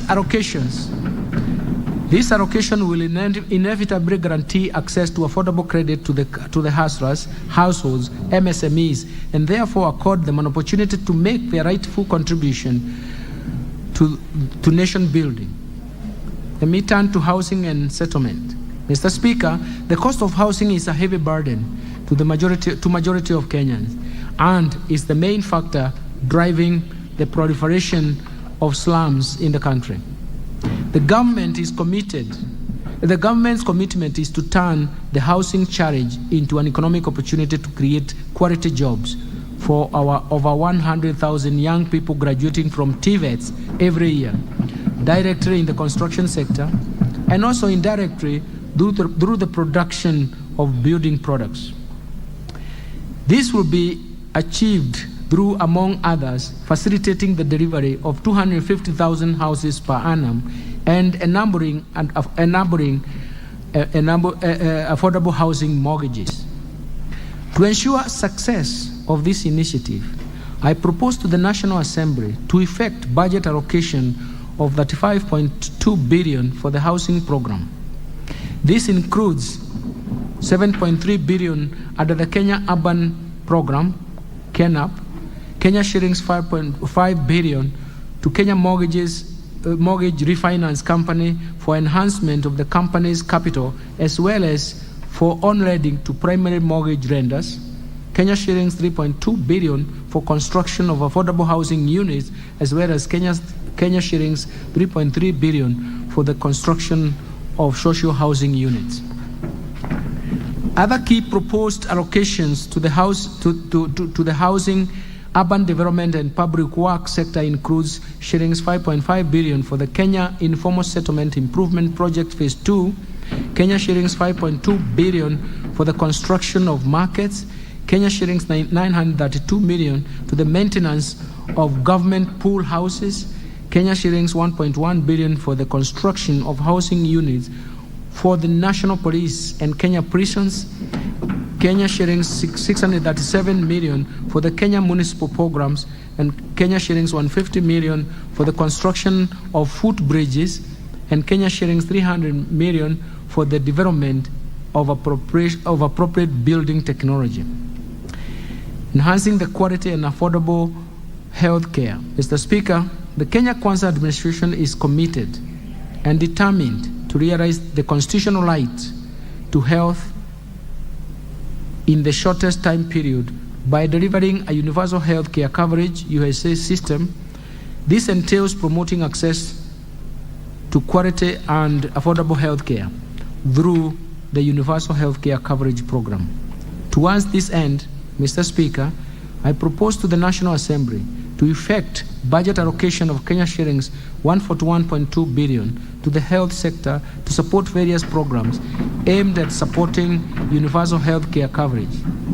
Mr. Speaker, specific proposed allocation for the various activities and programs include Kenya shillings 18.4 billion for the universal health care coverage, Kenya shillings 3.7 billion for the Kenya COVID-19 Emergency Response Project, Kenya shillings 4.1 billion for free maternity health care, Kenya shillings 5.9 billion for the managed equipment services, as well as managed equipment services, MES, as well as Kenya shillings 1.7 billion to provide medical cover for the elderly and severely disabled persons in our society. Mr. Speaker, to lower cases of HIV/AIDS, malaria and tuberculosis in the economy, Kenya shillings 24.8 billion is proposed at a global fund and Kenya shillings 4.6 billion to enhance vaccines and immunization program.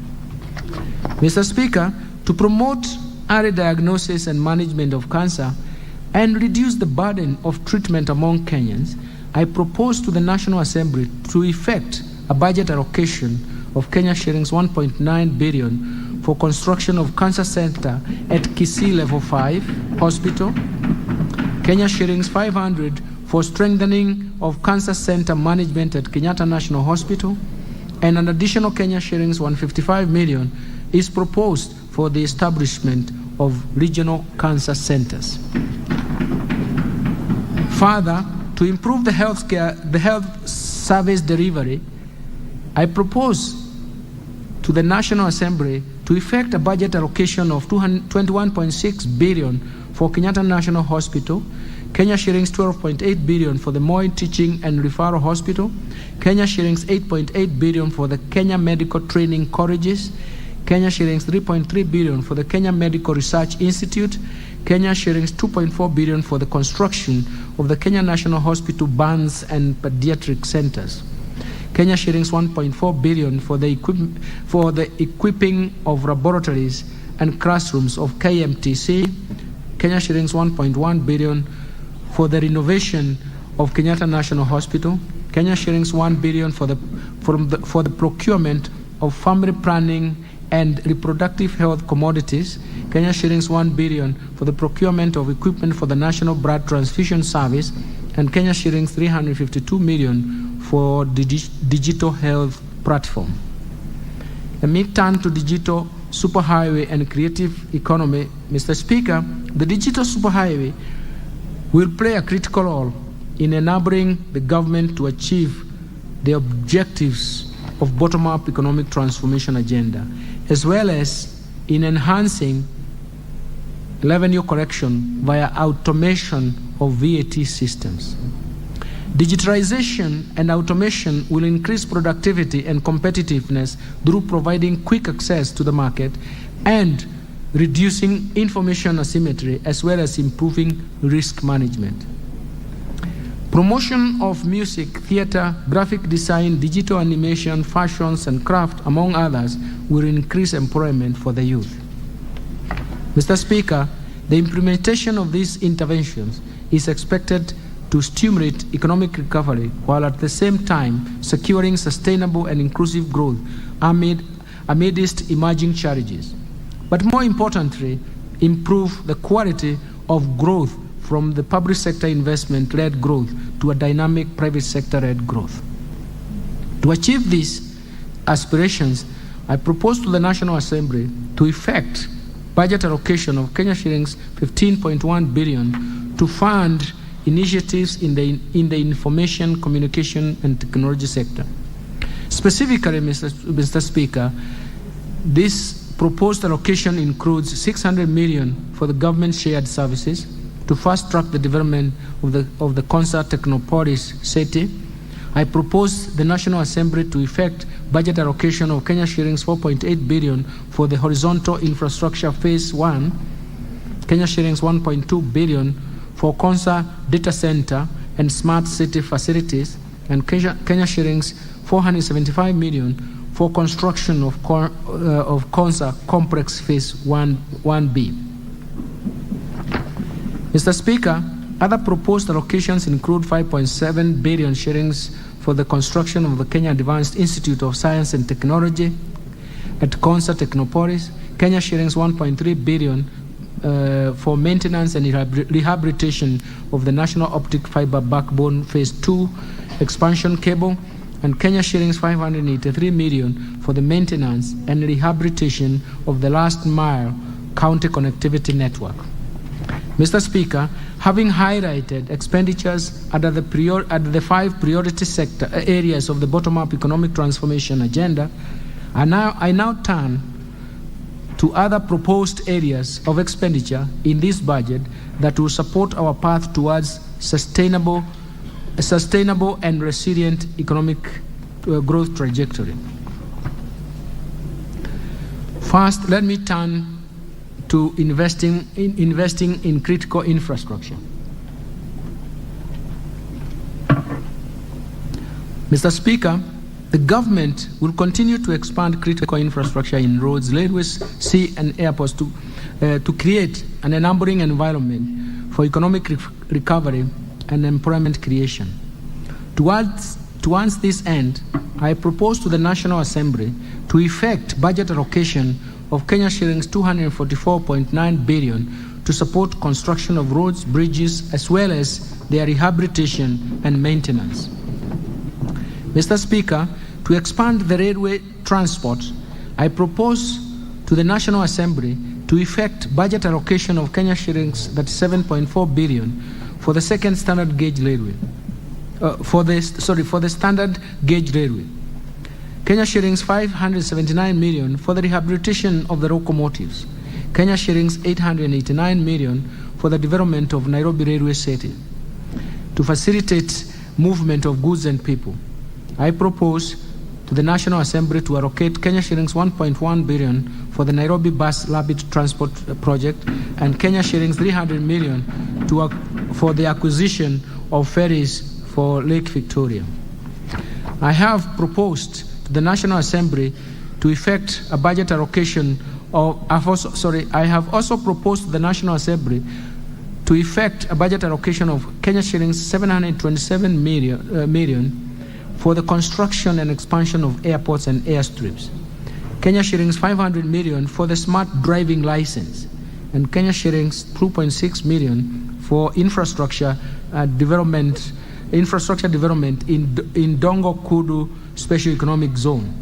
Mr. Speaker, to support the production of reliable and affordable energy, I propose to the National Assembly to effect budget allocation of Kenya shillings 62.3 billion. Out of this allocation, Kenya shillings 33.8 billion will cater for the national grid system, 12.1 billion will cater for rural electrification, Kenya shillings 11.4 billion will be for development of geothermal energy, Kenya shillings from 3.2 billion will be for alternative energy technologies. Let me move on to improving education outcomes, Mr. Speaker. The ultimate means of ensuring an equitable society is through investment in education as part of human capital development. For this reason, the government will continue to address inequalities in our education system so as to level the playing field for all children irrespective of their background. Mr. Speaker, to improve the education outcomes in the country, I propose to the National Assembly to effect budget allocation of Kenya shillings 628.6 billion to the education sector. Out of the proposed allocation, Kenya shillings 12.5 billion will cater for the free primary education, Kenya shillings 65.4 billion for the free day secondary education, including insurance under NHIF for secondary school students, Kenya shillings 25.5 billion for junior secondary school capitation, Kenya shillings 5 billion to support examinations fee waiver, Kenya shillings 4.8 billion for recruitment of 20,000 intern teachers, Kenya shillings 1 billion for the promotion of teachers, Kenya shillings 4.9 billion for the school feeding program, and Kenya shillings 940 million for the provision of sanitary towels. In addition, Mr. Speaker, I propose to the National Assembly to effect budget allocation of Kenya shillings 1.3 billion for training of teachers on competency-based curriculum, and Kenya shillings 400 million for the digital literacy program and ICT integration in our secondary schools.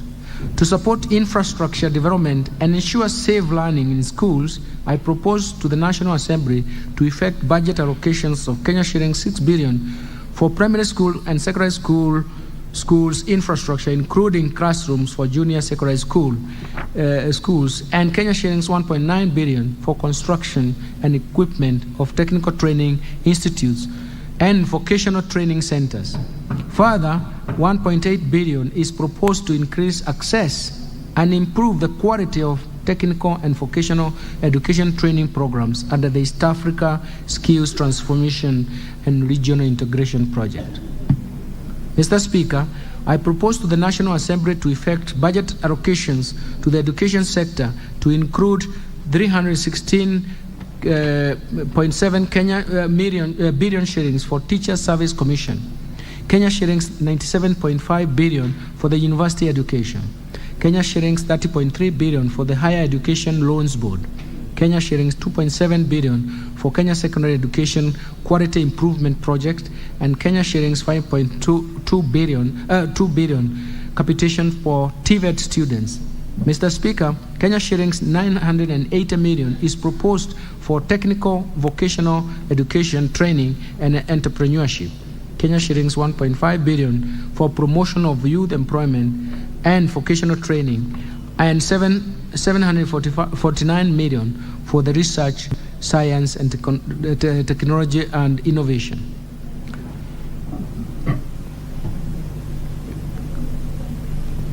Let me move now to supporting manufacturing for job creation.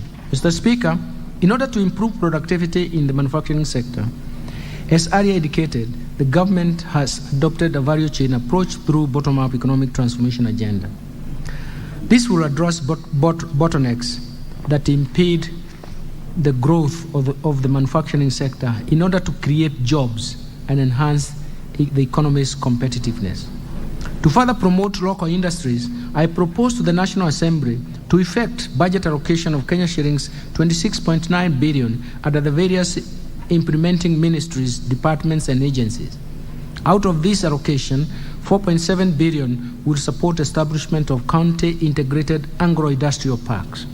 Kenya shillings 3 billion for construction of 6 export processing zones flagship projects.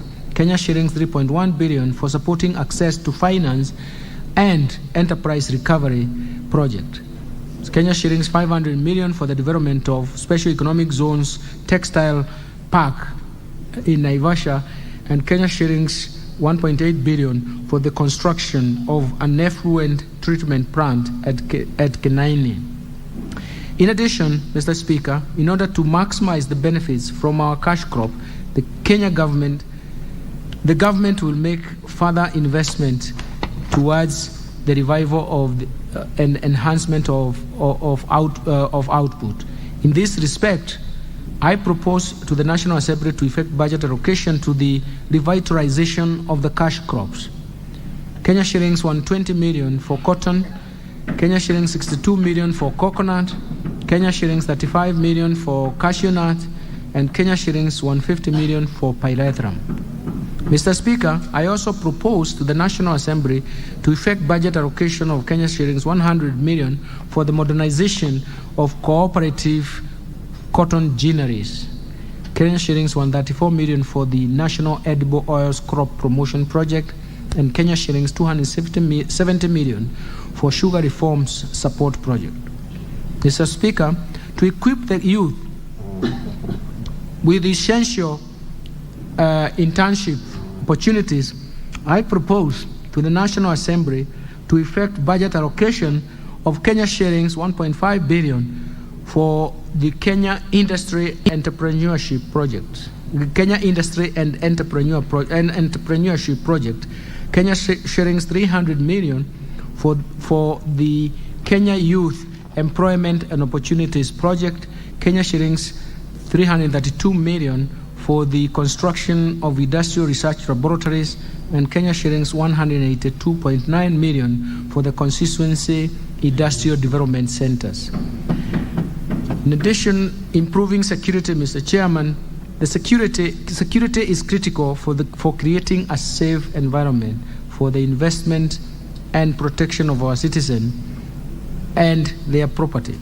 For this reason, I propose to the National Assembly to effect budget allocations for Kenya shillings 338.2 billion to support operations of the Kenya Defence Forces, the National Police Service, the National Intelligence Service, and the prison services.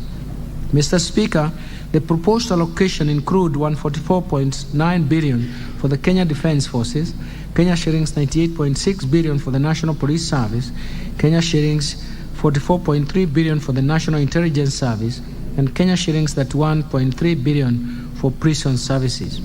I have also proposed Kenya shillings 8.8 billion for the leasing of police motor vehicles.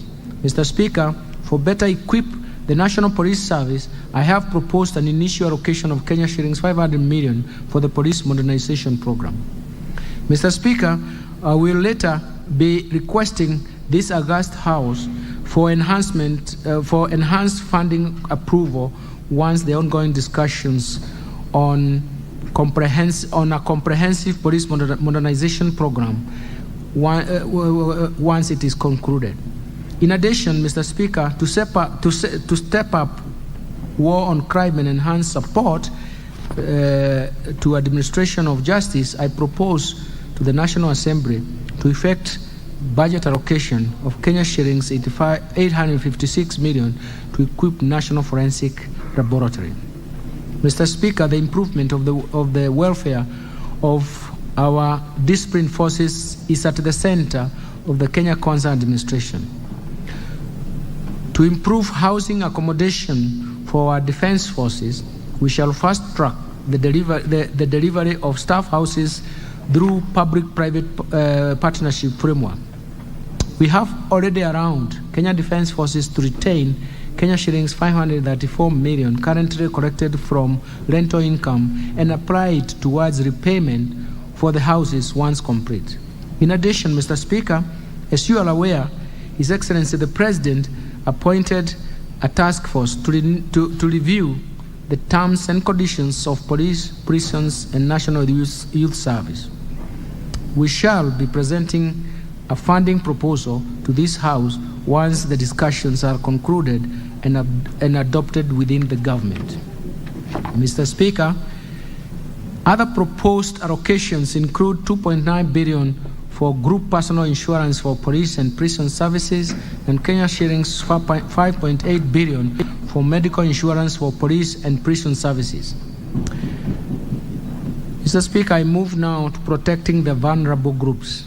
Mr. Speaker, at the heart of the government's development agenda is the inclusion in society and employment opportunities for the vulnerable groups, vulnerable members of the society. In this regard, I propose to the National Assembly to effect a budget allocation of Kenya shillings 38.2 billion for the social protection and affirmative actions in this budget. Out of this proposed allocation, Kenya shillings 18 billion will cater for cash transfers to elderly persons, Kenya shillings 7.9 billion for the orphans and vulnerable children, and Kenya shillings 1.2 billion for persons living with severe disabilities. Mr. Speaker, to ensure the elderly and other vulnerable groups under the cash transfer program do not take long waiting for their cash payment and cash transfers will be prioritized and paid alongside the monthly government payroll as and when it is due. Mr. Speaker, the proposed allocation for the vulnerable group members of our society also includes 5.6 billion for the Kenya Hunger Safety Net program, Kenya shillings 3.3 billion for Kenya Social and Economic Inclusion Project.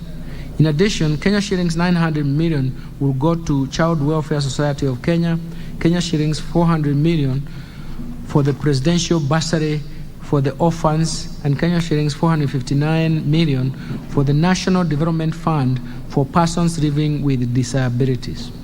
These allocations shall remain ring-fenced from any budget rationalization and will be fully funded in order to achieve the desired results.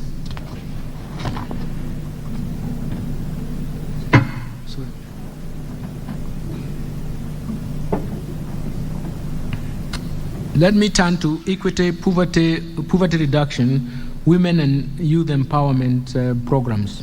Mr. Speaker, the most pressing challenge in our country at the moment is lack of job opportunities for the youth. This has been exacerbated by the hard economic times following several negative shocks explained earlier in the statement. In order to empower the youth and support businesses owned by youth and women, I propose to the National Assembly to effect budget allocation of Kenya shillings 81.9 billion for these initiatives. The proposed allocations include 13.1 billion for the National Youth Service, Kenya shillings 602 million for the Kenya Youth Empowerment and Opportunities Project, Kenya shillings 300 million for the establishment of youth empowerment centers, Kenya shillings 229.7 million to implement the Vijana Vuka na Avya, that is Viva Youth Program. To support the film industry, I propose to the National Assembly to effect budget allocations of 100 million to strengthen the film industry in Kenya, Kenya shillings 49 million for film location mapping, and Kenya shillings 100 million for the Kenya Film School. Mr. Speaker, women participation in the key sectors of our economy is critical for the economy. For this reason, the government will sustain the increased incomes for women through employment creation and supporting women-led enterprises. We will further strengthen women participation in decision-making in our governance and political institutions, as well as reduce sexual and gender-based violence, provision of affordable health services. To further empower our women, I propose to the National Assembly to effect budget allocation of Kenya shillings 245 million to strengthen prevention and response to gender-based violence in Kenya, Kenya shillings 3 billion for the national government affirmative for the Kenya Government Affirmative Action Fund. Mr. Speaker, to promote global equity, reduce poverty, and embrace social development, I propose to the National Assembly to effect budget allocations of Kenya shillings 53.5 billion for the National Government Constituency Development Fund, as well as 10.9 billion for the Equalization Fund to finance programs in previously marginalized areas. Let me turn to stimulating tourism, growth, sports, culture, and recreation and arts. Mr. Speaker, the government has prioritized expanding the space for creativity, including freedom of expression and protection of intellectual property rights. We will also strengthen mainstreaming of arts and culture infrastructure and support cultural production and creative economy. We are also cognizant of the brand value of Kenyans participating and excelling in international sports arena as of ultimate importance to us. To support tourism, sports, culture, and recreation, I propose to the National Assembly to effect budget allocation of Kenya shillings 12.5 billion. This includes an allocation of 6.4 billion under the Sports, Arts, Social Development Fund, Kenya shillings 4.1 billion for the Tourism Fund, and Kenya shillings 2 billion for the Tourism Promotion Fund. Let me turn to environmental protection, water, and natural resources. Mr. Speaker, environmental conservation and response to the impacts of climate change are the center of government's socio-economic transformation agenda. To expand access to clean and adequate water for domestic and agricultural use, I propose to the National Assembly to effect budget allocation of Kenya shillings 43.3 billion for water sewerage infrastructure development, Kenya shillings 12.4 billion for water resources management, Kenya shillings 1.6 billion for water storage and flood control. In addition, I propose 19.7 billion for irrigation and flood reclamation, and now 1.9 billion for water harvesting and storage for for irrigation. Mr. Speaker, in order to support the environment and water conservation and respond to climate change, I propose to the National Assembly to effect budget allocation of Kenya shillings 14.4 billion for forests and water towers conservation, Kenya shillings 3.8 billion for environment management and protection, Kenya shillings 3.6 billion for the Kenya financing locally led climate action project, 1.5 billion for meteorological services.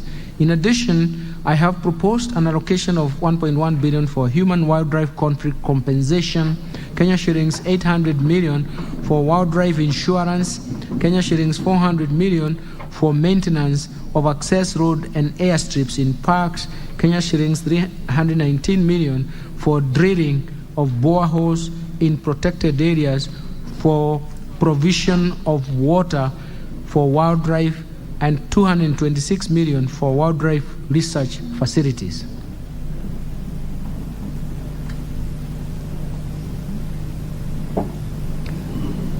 Let me turn to improving governance, sustaining the fight against corruption.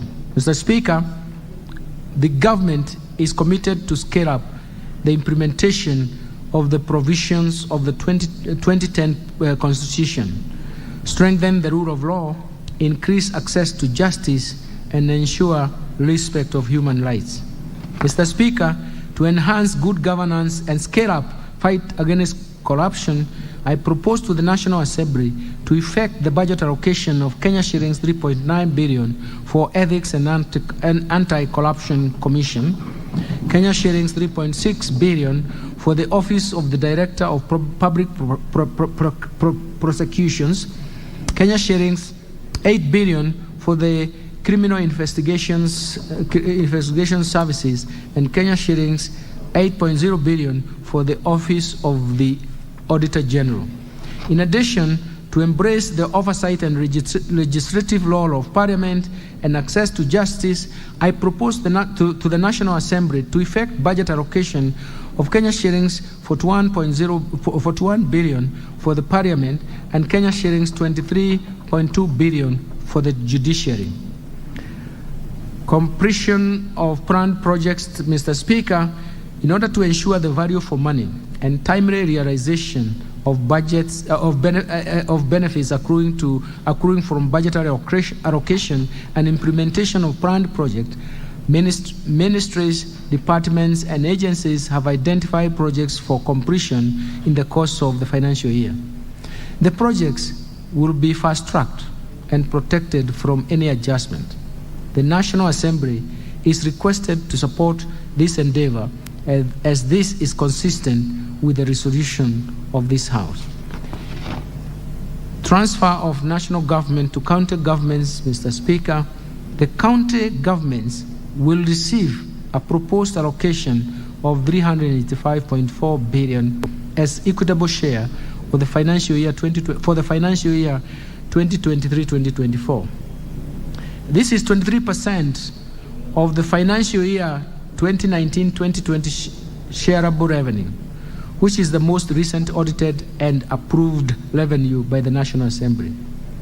This is above the minimum threshold required under Article 203, Section 2 of the Constitution. In addition, the county equitable share, the county governments will receive additional conditional and unconditional allocations amounting to 56.7 billion. This brings total allocation to the county governments in the financial year 2023-2024 to Kenya shillings 442.1 billion. Part of this include 425 million for the transfer of library services being a devolved function.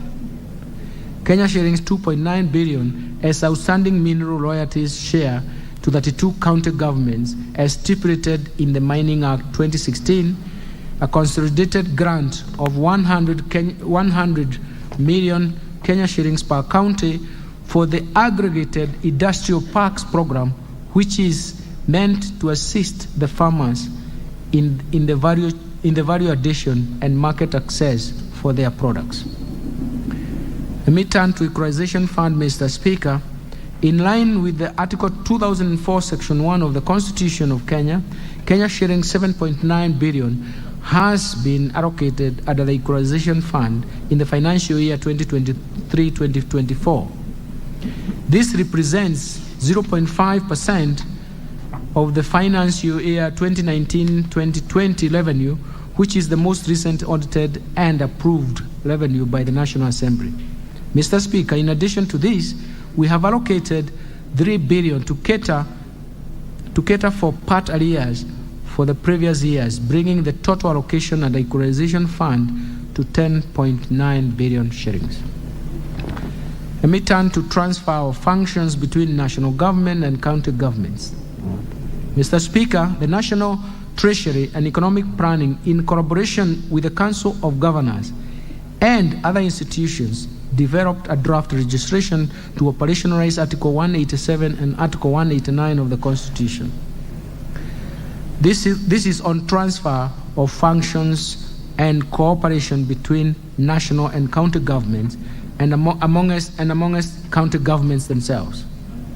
The proposed registration has gone through public participation with the county government executives, county assemblies, development partners, among others. Mr. Speaker, I will shortly submit the bill for the Cabinet approval and onward transmission to Parliament. Let me turn to measures to enhance county government's own source revenue. Mr. Speaker, the National Treasury and Economic Planning, State Department of Lands, Council of Governors, and other stakeholders have developed the National Rating Bill 2022, which went through the first reading on 8th March 2023 in the National Assembly, and thereafter was submitted to the National Assembly Committee on Lands. The bill provides, among others, standards in the way rating and evaluation is conducted in the country, how to deal with the properties cross-cutting in more than one county government, procedures for claiming and payment of contribution of real of rates, and timely updating of valuation laws by the county governments. More importantly, the bill will repeal the outdated Valuation for Rating Act Cap 266 and Rating Act Cap 267 and align property rating legal regime with the devolved system of governance. Our appeal to the House is to consider and fast-track this bill to unlock revenue potential to the county governments from property taxation as it was envisaged in Article 203, Section 3.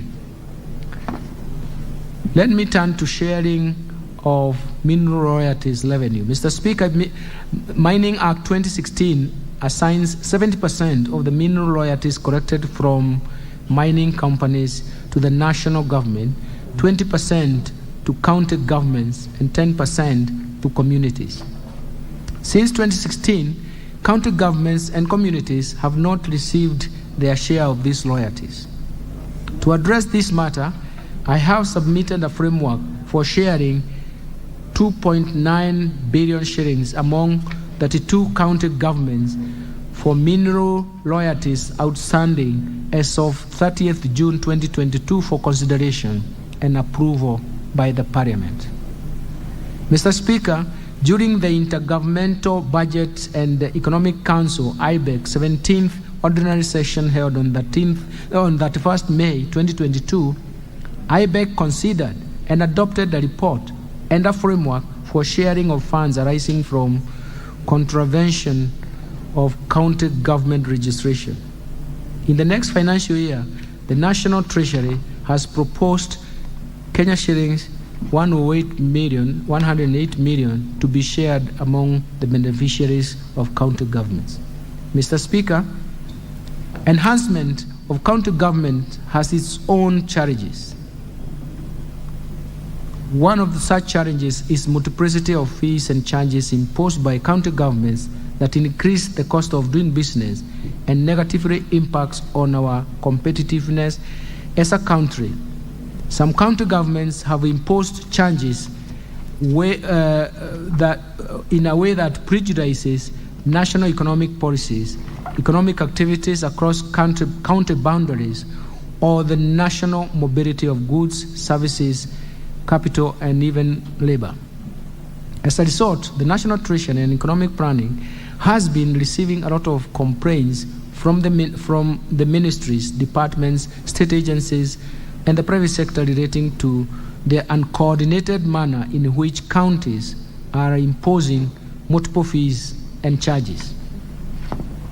Mr. Speaker, some neighboring countries have also complained that some of the charges imposed by the county governments are against the East African Community Customs Management Act and East African Community Common Markets Protocol, and may result in retaliatory measures and trade disruptions between Kenya and other partner states in the East African community.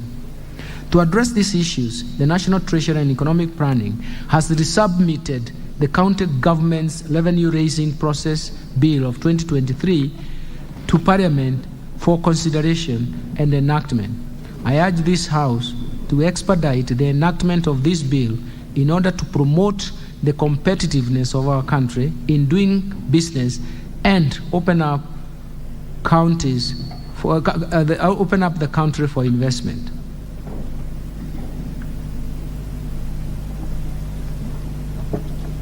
Mr. Speaker, I now turn to taxation measures. Mr. Speaker, I will now turn to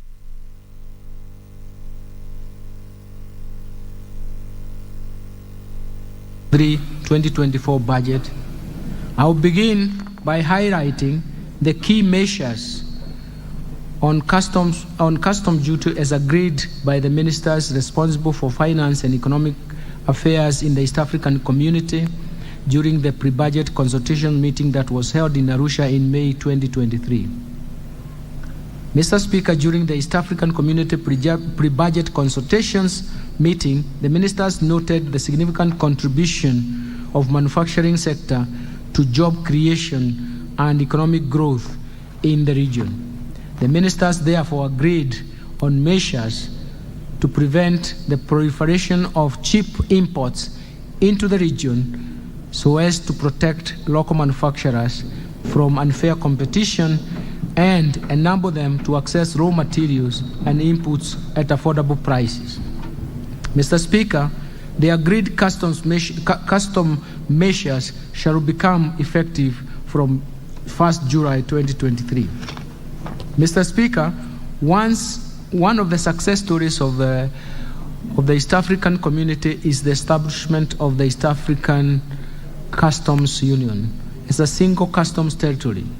In order to streamline importation of goods into the customs territory, the East African region completed the comprehensive review of the Common External Tariff, CET, and this has been under implementation from 1st July 2022. The revised tariff has a 4 tariff band structure compared with the earlier 3 tariff band structure. In the new structure, raw materials, that is, as well as inputs and capital goods, are imported duty-free. Intermediate goods are imported at a rate of 10%, while finished goods, which are not available in the region, are imported at a 25% tax. Finally, Mr. Speaker, all finished goods which are available in the region in sufficient quantities attract a common external tariff rate of 35%. The revised tariff bands are meant to cater for goods with long value chains, which require differentiated rates to promote investments. Mr. Speaker, despite rice and wheat being among the staple foods in our countries, Kenya's production of these food items does not meet the domestic demand. In order to meet domestic demand, Kenya will import rice at a rate of 35% instead of 75% under the EAC Common External Tariff. Further, in order to ensure that there is enough wheat to meet local demand, while at the same time protecting wheat farmers from unfair competition. From imported wheat, Kenya will import wheat at the East African Community Duty Remission Scheme of 10% instead of 35%. The importation of wheat will be undertaken upon recommendation of the Ministry of Agriculture, who will ensure wheat millers, as a priority, purchase local wheat before they are allowed to import. Mr. Speaker, in order to support local automobile industry assembly in the region, the East African Community Partner States agreed to continue with the importation of raw materials for manufacture of parts used in the assembly of motor vehicles, and especially leaf spring, radiators, and wiring harness under the duty remissions. In addition, the region agreed to extend importation of completely knocked down kits for assembly of motorcycles at 10% under the duty remission, as the region awaits the finalization of the East African Community Assembly regulations. Mr. Speaker, Kenya has suffered capacity to manufacture various products in the metal and allied subsector, thus providing employment opportunities to many Kenyans, thus failing to provide employment to so many Kenyans. In order to continue safeguarding this sector, the East African community ministers agreed that imported iron and steel products shall continue attracting a duty rate of 35% with the corresponding specific rates for a further 1 year for Kenya. Mr. Speaker, our hard-working farmers are capable of producing enough food to satisfy domestic demand. In particular, local demand for most vegetable products has been adequately served by our farm produce over the years. To protect these farmers from cheap imports, Kenya has been allowed to extend the import duty rate of 35% in addition to the specific import duty rates on vegetable products for a further 1 year.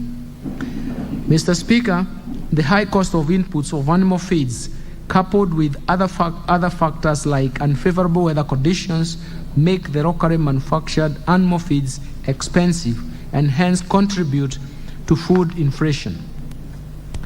In order to promote the local manufacturing and make animal feeds affordable to farmers, Kenyans will import inputs for manufacture of animal feeds duty-free at the East African Community Duty Remission Scheme for 1 year. Mr. Speaker, last year we allowed the manufacturers of baby diapers to access inputs for manufacture of baby diapers duty-free. This was meant to lower the cost of manufacturing these essential products. I'm happy to note that many companies have responded to this incentive by increasing production. In order to continue making these products affordable to our babies, the East African ministers allowed Kenya to extend the duty-free importation of inputs for manufacture of baby diapers for a further 1 year. Moreover, to protect these manufacturers from competition from imported products, the region allowed Kenya to extend charging imported baby diapers at a rate of 35% for a further 1 year. Mr. Speaker, leather industry is one of the priority value chain under the bottom-up economic transformation agenda. In order to support local value addition and protect the industry from unfair competition, the East African Community Partner States agreed to retain the import duty on imported leather and footwear products at a rate of 35%. In addition, Kenya was allowed to extend the duty-free importation of raw materials and inputs for manufacture of footwear products. Mr. Speaker, Kenya has adequate capacity to meet local demand for roofing tiles. In order to facilitate access to Kenyan-made roofing tiles at affordable prices, Kenya was granted extension of a duty-free window for importing inputs for the manufacture of roofing tiles for a further 1 year. Mr. Speaker, in order to protect the Kenyan producers of paper and paper products from the proliferation of cheap imports, Kenya was allowed to import these products at a rate of 35% for the next 1 year. Mr. Speaker, in order to protect local production of safety matches, particle boards, plywoods, among other goods of timber, Kenya was allowed to extend charging of specific rates of import duty in addition to ad valorem duty ranging from US $120 per metric ton to US $200 per metric ton on these goods. This is also meant to curb the undervaluation of goods and safeguard revenues further. Revenues. Further, Kenya was allowed to charge a rate of 45% on imported furniture in order to protect local manufacturers and producers.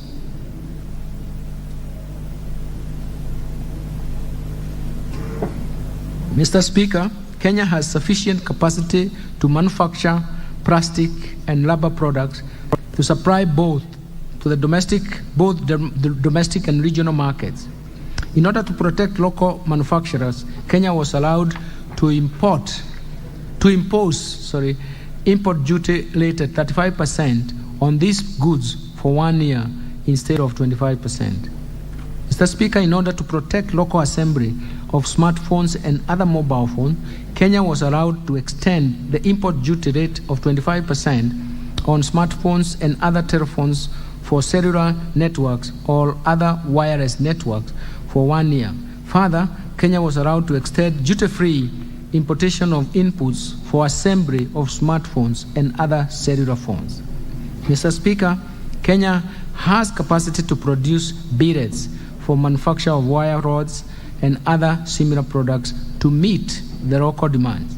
In order to protect the local manufacturers of these goods, Kenya was allowed to charge an import duty of 10% on billets.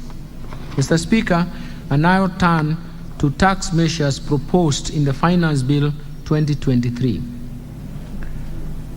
Let me start off with amendments to the Value-Added Tax 2013. Mr. Speaker, I now embark on measures proposed under the Value-Added Tax 2013.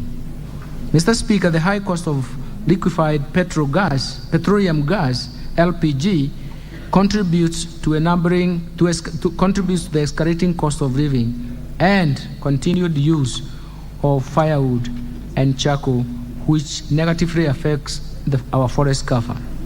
In order to make LPG affordable and promote its uptake, as well as encourage the use of clean sources of energy, I am proposing to the National Assembly to zero-rate VAT on LPG. Mr. Speaker, currently, exported services are subject to VAT at the rate of 16%. This has caused an increase in the cost of exported services, hence affecting the competitiveness of our services in the global market. In order to increase competitiveness and encourage exportation of taxable services, I propose to the National Assembly to remove VAT on exported taxable services.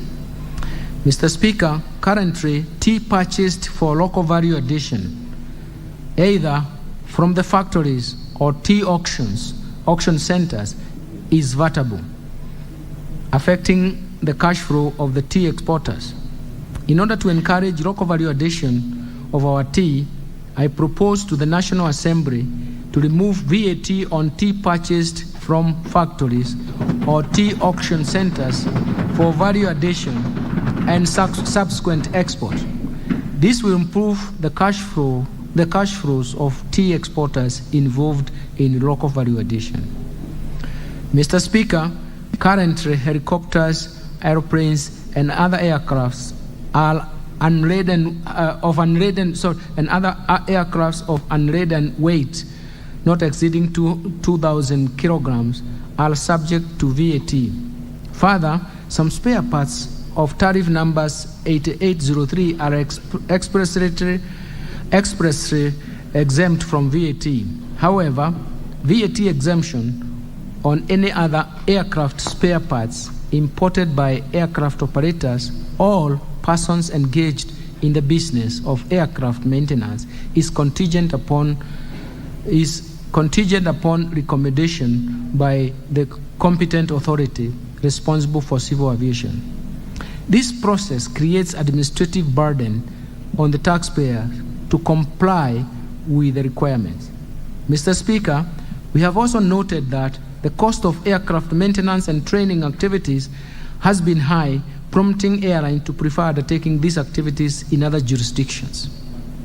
In order to ease the process of VAT exemption on aircraft spare parts and encourage investment in this area, I propose to the National Assembly to remove the VAT on all aircraft simulators for training our pilots and aircraft spare parts. This proposal to expressly exempt from VAT on all aircraft and spare parts of Chapter 8.8 will spur the growth in the aviation sector and reduce the administrative burden of accessing its VAT exemption.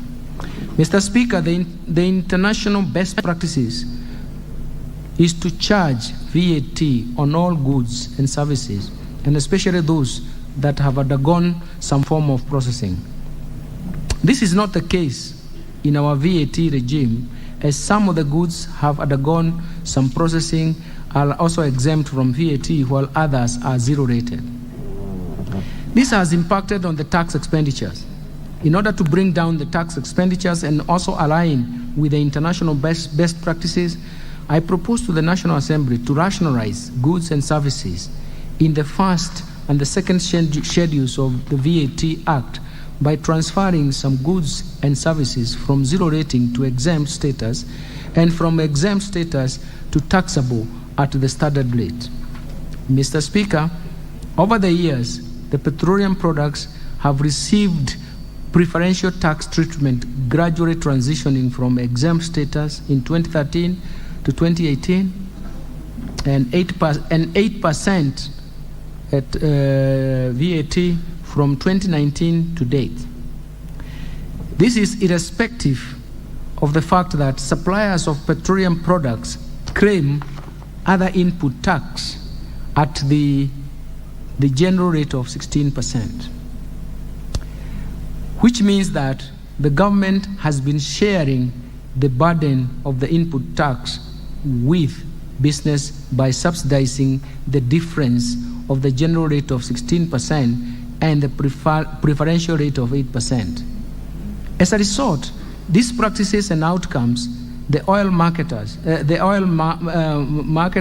have been in perpetual credit position and not paying VAT to the exchequer. This practice is discriminatory, and as business in other sectors of the economy bear the input tax by recovering the same from output VAT charged on the final consumer. Mr. Speaker, on reviewing the VAT rate on petroleum products to the standard rate, such business would at the onset recover the VAT credits that they have been carrying forward over the years, and government would end up correcting the VAT after some time. Mr. Speaker, if the anomaly is not corrected at the earliest stage, the build-up of credits will continue to increase, and should the government seek to charge VAT at the standard rate in the future, it would take years for the government to collect the much-needed revenue from this sector, since the credits have to be exhausted before businesses start paying, so that the products will be subject to the standard VAT at 16%. Mr. Speaker, the brew economy remains largely untapped despite its huge potential. This is particularly due to low investments in maritime activities over the years. In order to spur investment and attract international sea freight in this sector, I propose to the National Assembly to zero-rate inbound international sea freight offered by registered persons. The government will continue exploring ways of providing more incentives to promote investment in this sector.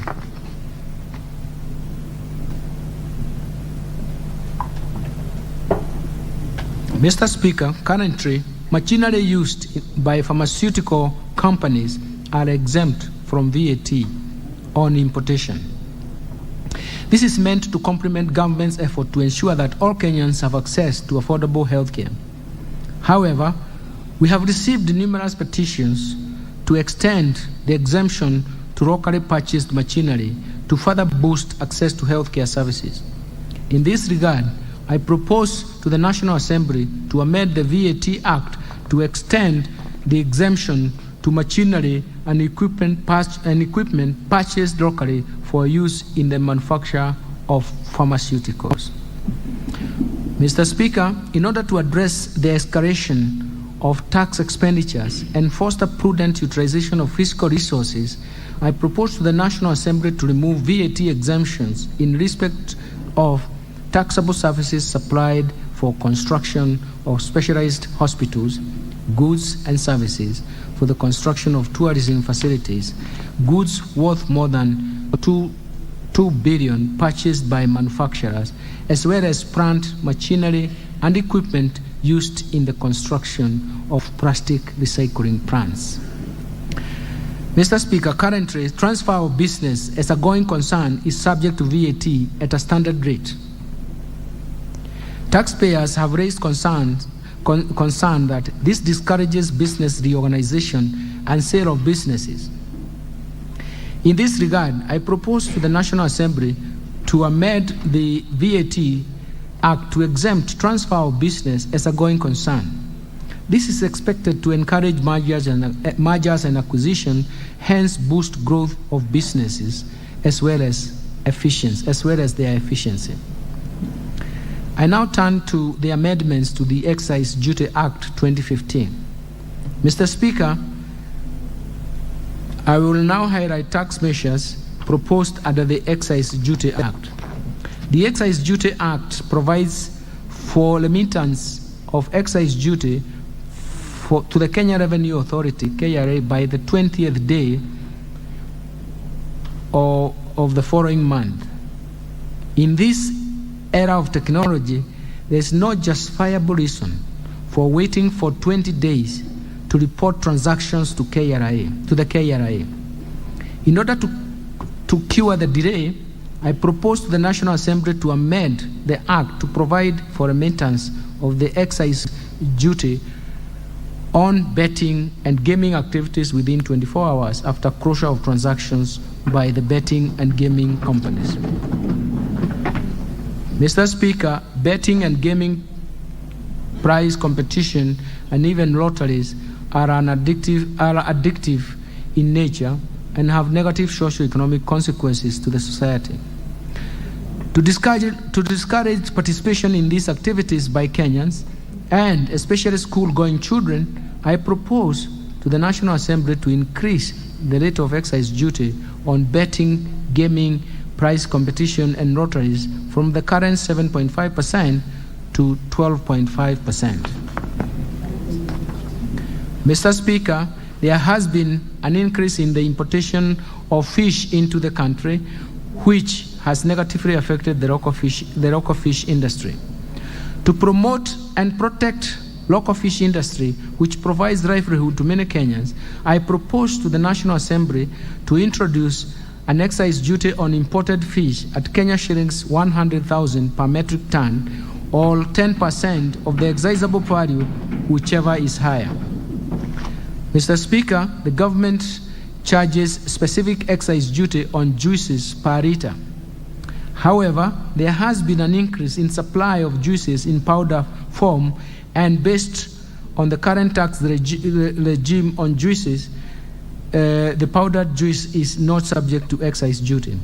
And this creates an unfairness in taxation of juices. In order to cure this problem and to create a level playing field, I propose to the National Assembly to introduce excise duty on powdered juice at a rate of 25 shillings per kilogram. Mr. Speaker, currently, specific rates of excise duty are subject to annual adjustment for inflation. However,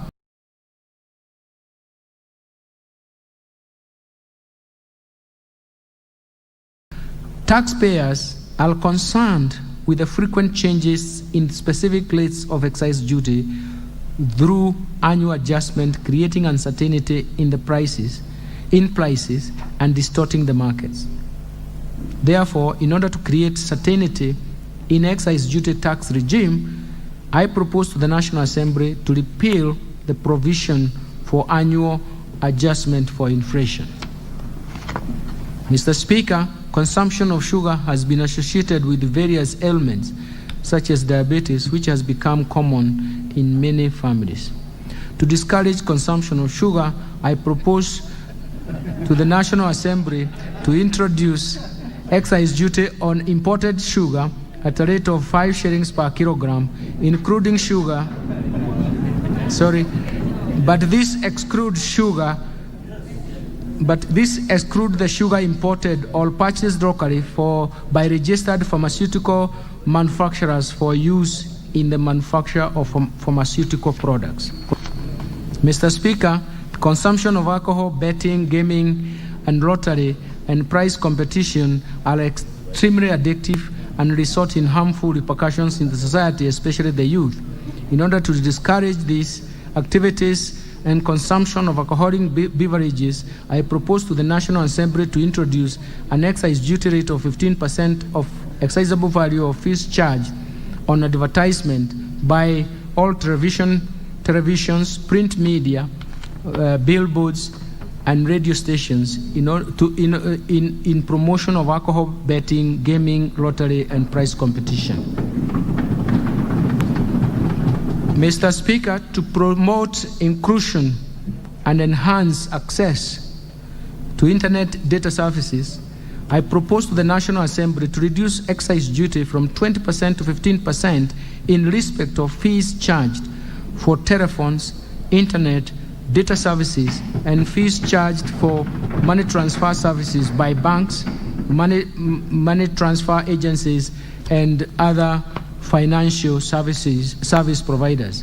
Mr. Speaker, in the same spirit, I propose to the National Assembly to reduce excise duty from 12% to 10% of the excisable value of the fees charged for money transfer services by cellular phone services providers or payment service providers licensed under the national payment system. This will encourage retail transactions at a more affordable rate and promote economic activity at the MSME and individual levels. Mr. Speaker, locally produced cement has been facing stiff competition from imported cement.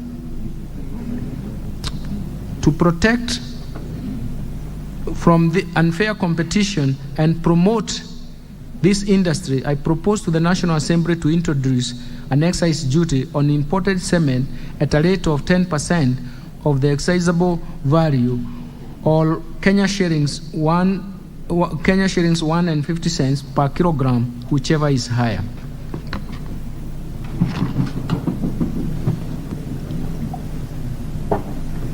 Mr. Speaker, there has been an increase in the importation of furniture, especially office furniture, which has negatively affected the local carpenters and artisans, considering that there is enough local capacity to make furniture. In order to protect local carpenters and artisans, I propose to the National Assembly to impose an excise duty on imported furniture at a rate of 30% of the customs value, excluding furniture originating from East African community countries. Mr. Speaker, Kenya has sufficient local capacity to produce paint, varnishes, and lacquers.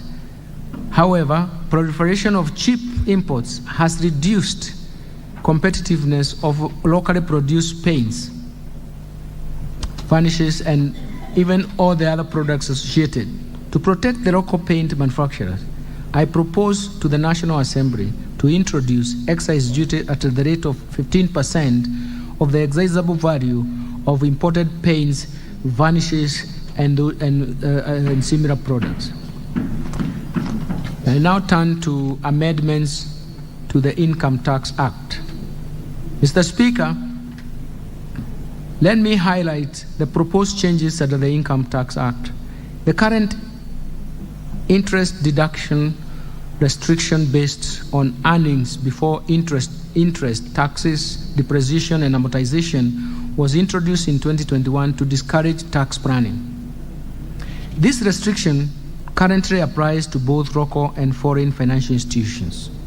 Mr. Speaker, I have received proposals from taxpayers who borrow loans from local financial institutions indicating that the restrictions discourages their access to credit. To address this concern, I propose to the National Assembly to exclude interest on loans borrowed from local financial institutions from interest deduction restriction. In addition, Mr. Speaker, where interest on loans borrowed from non-resident is disallowed, I propose to the National Assembly to allow businesses to carry forward that interest for deduction in the next 5 years, subsequent years. This will align to the international best practice. Mr. Speaker, in 2016, the government introduced simplified tax regimes, tax regime that requires landlord to pay tax on residential rental income at the rate of 10% per month. In order to enlarge compliance and encourage more landlords to pay tax under this regime, I propose to the National Assembly to reduce the tax rate for this regime from 10% to 7.5% per month. Mr. Speaker, in order to support startup companies, I propose to the National Assembly to amend the Income Tax Act to defer the taxation of gains on shares offered to employees in lieu of their salaries in a startup company for 5 years, all till the date employment ceases, all till the date of sale of the shares, whichever comes earlier. Mr. Speaker, upon retirement, most senior citizens have no access to medical cover and spend their little savings on healthcare services. In order to encourage employees save for their post-retirement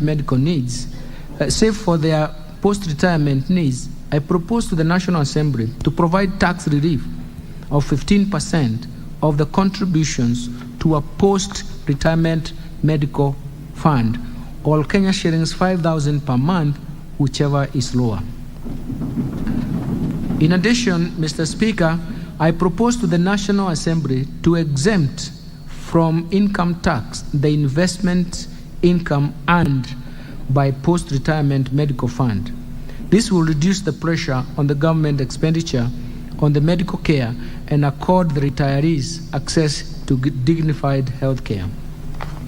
Mr. Speaker, we have noted that family members have been using exemption from capital gains tax on transfer of property between related persons as an avenue to reduce their tax liability.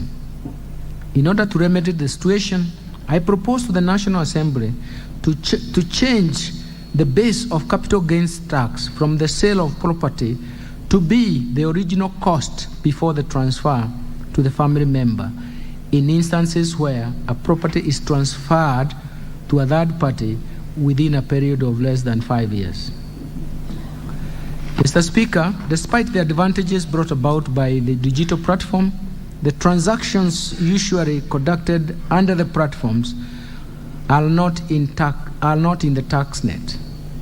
I propose to the National Assembly to introduce a digital asset tax at a rate of 3% on the value of the digital asset transferred or exchanged. Mr. Speaker, to further create equity and fairness, I propose to the National Assembly to introduce withholding tax at the rate of 5% of the gross payment in respect of digital content monetization. This will apply to incomes generated through media and digital platforms. Mr. Chairman, currently, non-residents pay withholding tax on payments in respect to sales, promotion, marketing, and advertising services. In order to harmonize taxation treatment for residents and non-resident and ensure equity, I propose to the National Assembly to introduce withholding tax on the same services to residents at the same rate of 5% of gross amount. Mr. Speaker, resident companies currently pay 30% of corporate tax, while non-resident with permanent establishment pay 37.5% of their gains on profit.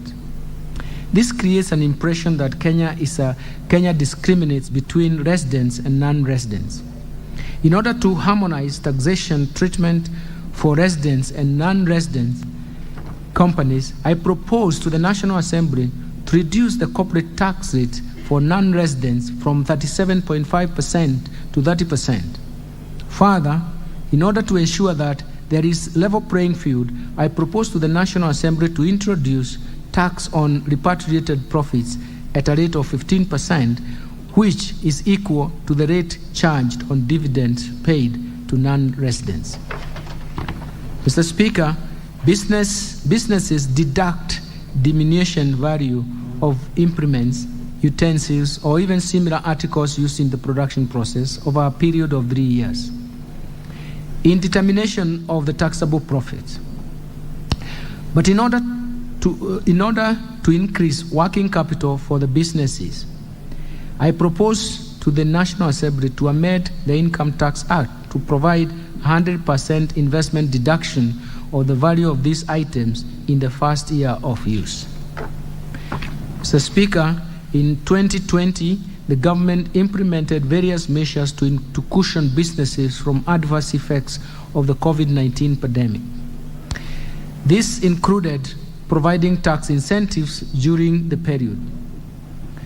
With easing of the COVID-19 pandemic and recovery of businesses, I propose to the National Assembly to lower the upper thresholds for turnover tax from 50 million to 25 million and retain the lower threshold of Kenya shillings 1 million.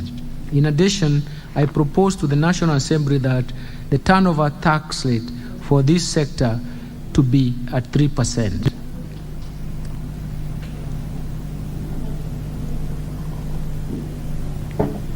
Mr. Speaker, last year, the government provided various tax incentives to promote local manufacturing of human vaccines. In order to further support these manufacturers.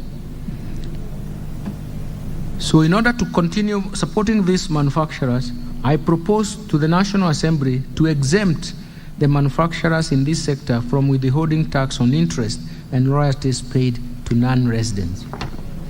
Mr. Speaker, the current payee tax structure has 3 rates and bands applicable to 3.3 million employees. The bands are as follows. 10% is applied to income tax, to income up to 24,000 per month. 25% is applied to the next 8,333 per month, and while 30% is applied to incomes above 32,333 per month. Mr. Speaker, employees who fall under the first category, who constitute about 42.5% of the total employed workforce and who earn a maximum of 24,000 per month, don't pay any tax to government, as the tax computed from this income is equal to the relief of 2,400 per month under the Act.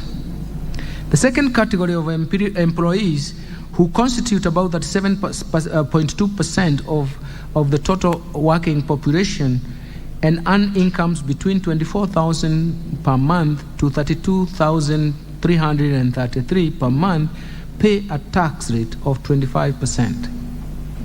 The third category of employees that form 20.4% of the total employees earn incomes above 32,333 per month and pay a tax at the highest rate of 30%. The tax structure for the payee, Mr. Speaker, means that the tax burden falls on 57% of the total employed workforce. The tax structure is therefore regressive, and as an individual employee earning income above 32,333 per month falls within the upper band at the rate of 30%, leaving no significant gap between employees who do not pay tax as a result of tax relief and those earning higher incomes. In this respect, we have to embark on the review of this taxation structure to make the tax bands more progressive, sharing the tax burden more uniformly across income groups.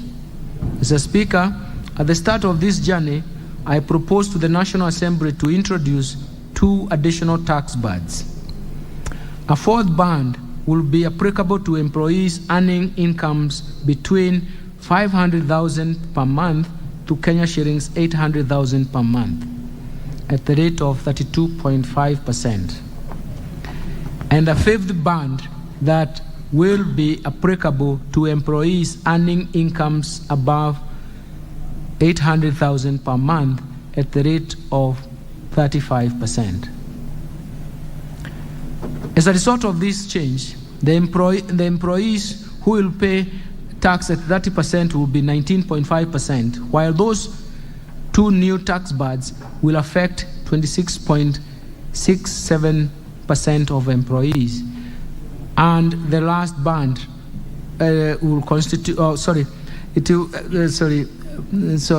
me repeat that. As a result of this change, the employees who will pay 30% tax will be 19% of the total, while the 2 tax bands will affect 26,676 employees who constitute about 0.8% of total employed workers in the country. Mr. Speaker, we shall continue to review the pay structure to make it as progressive as possible and redistribute the burden of tax incidents. Measures to enhance tax administration. Amendments to the Tax Procedure Act 2015, Mr. Speaker. Currently, Kenya Revenue Authority has no visibility on the transactions of trusts, largely due to lack of requirement to report to KRA by trustees. This makes it difficult to ascertain the tax payable on the incomes paid to the beneficiaries of trusts. In this regard, I propose to the National Assembly to amend the Tax Procedures Act to require all trustees administering trusts in Kenya to maintain and avail records required by the Kenya Revenue Authority. Mr. Speaker, in order to enhance the tax compliance by use of technology, I propose to the National Assembly to amend the Tax Procedures Act to require taxpayers to issue electronically generated tax invoices which can be tracked and traced through an electronic tax invoice management system, the e-TIMS. Mr. Speaker, in order to streamline the tax administration and remove pressure to abandon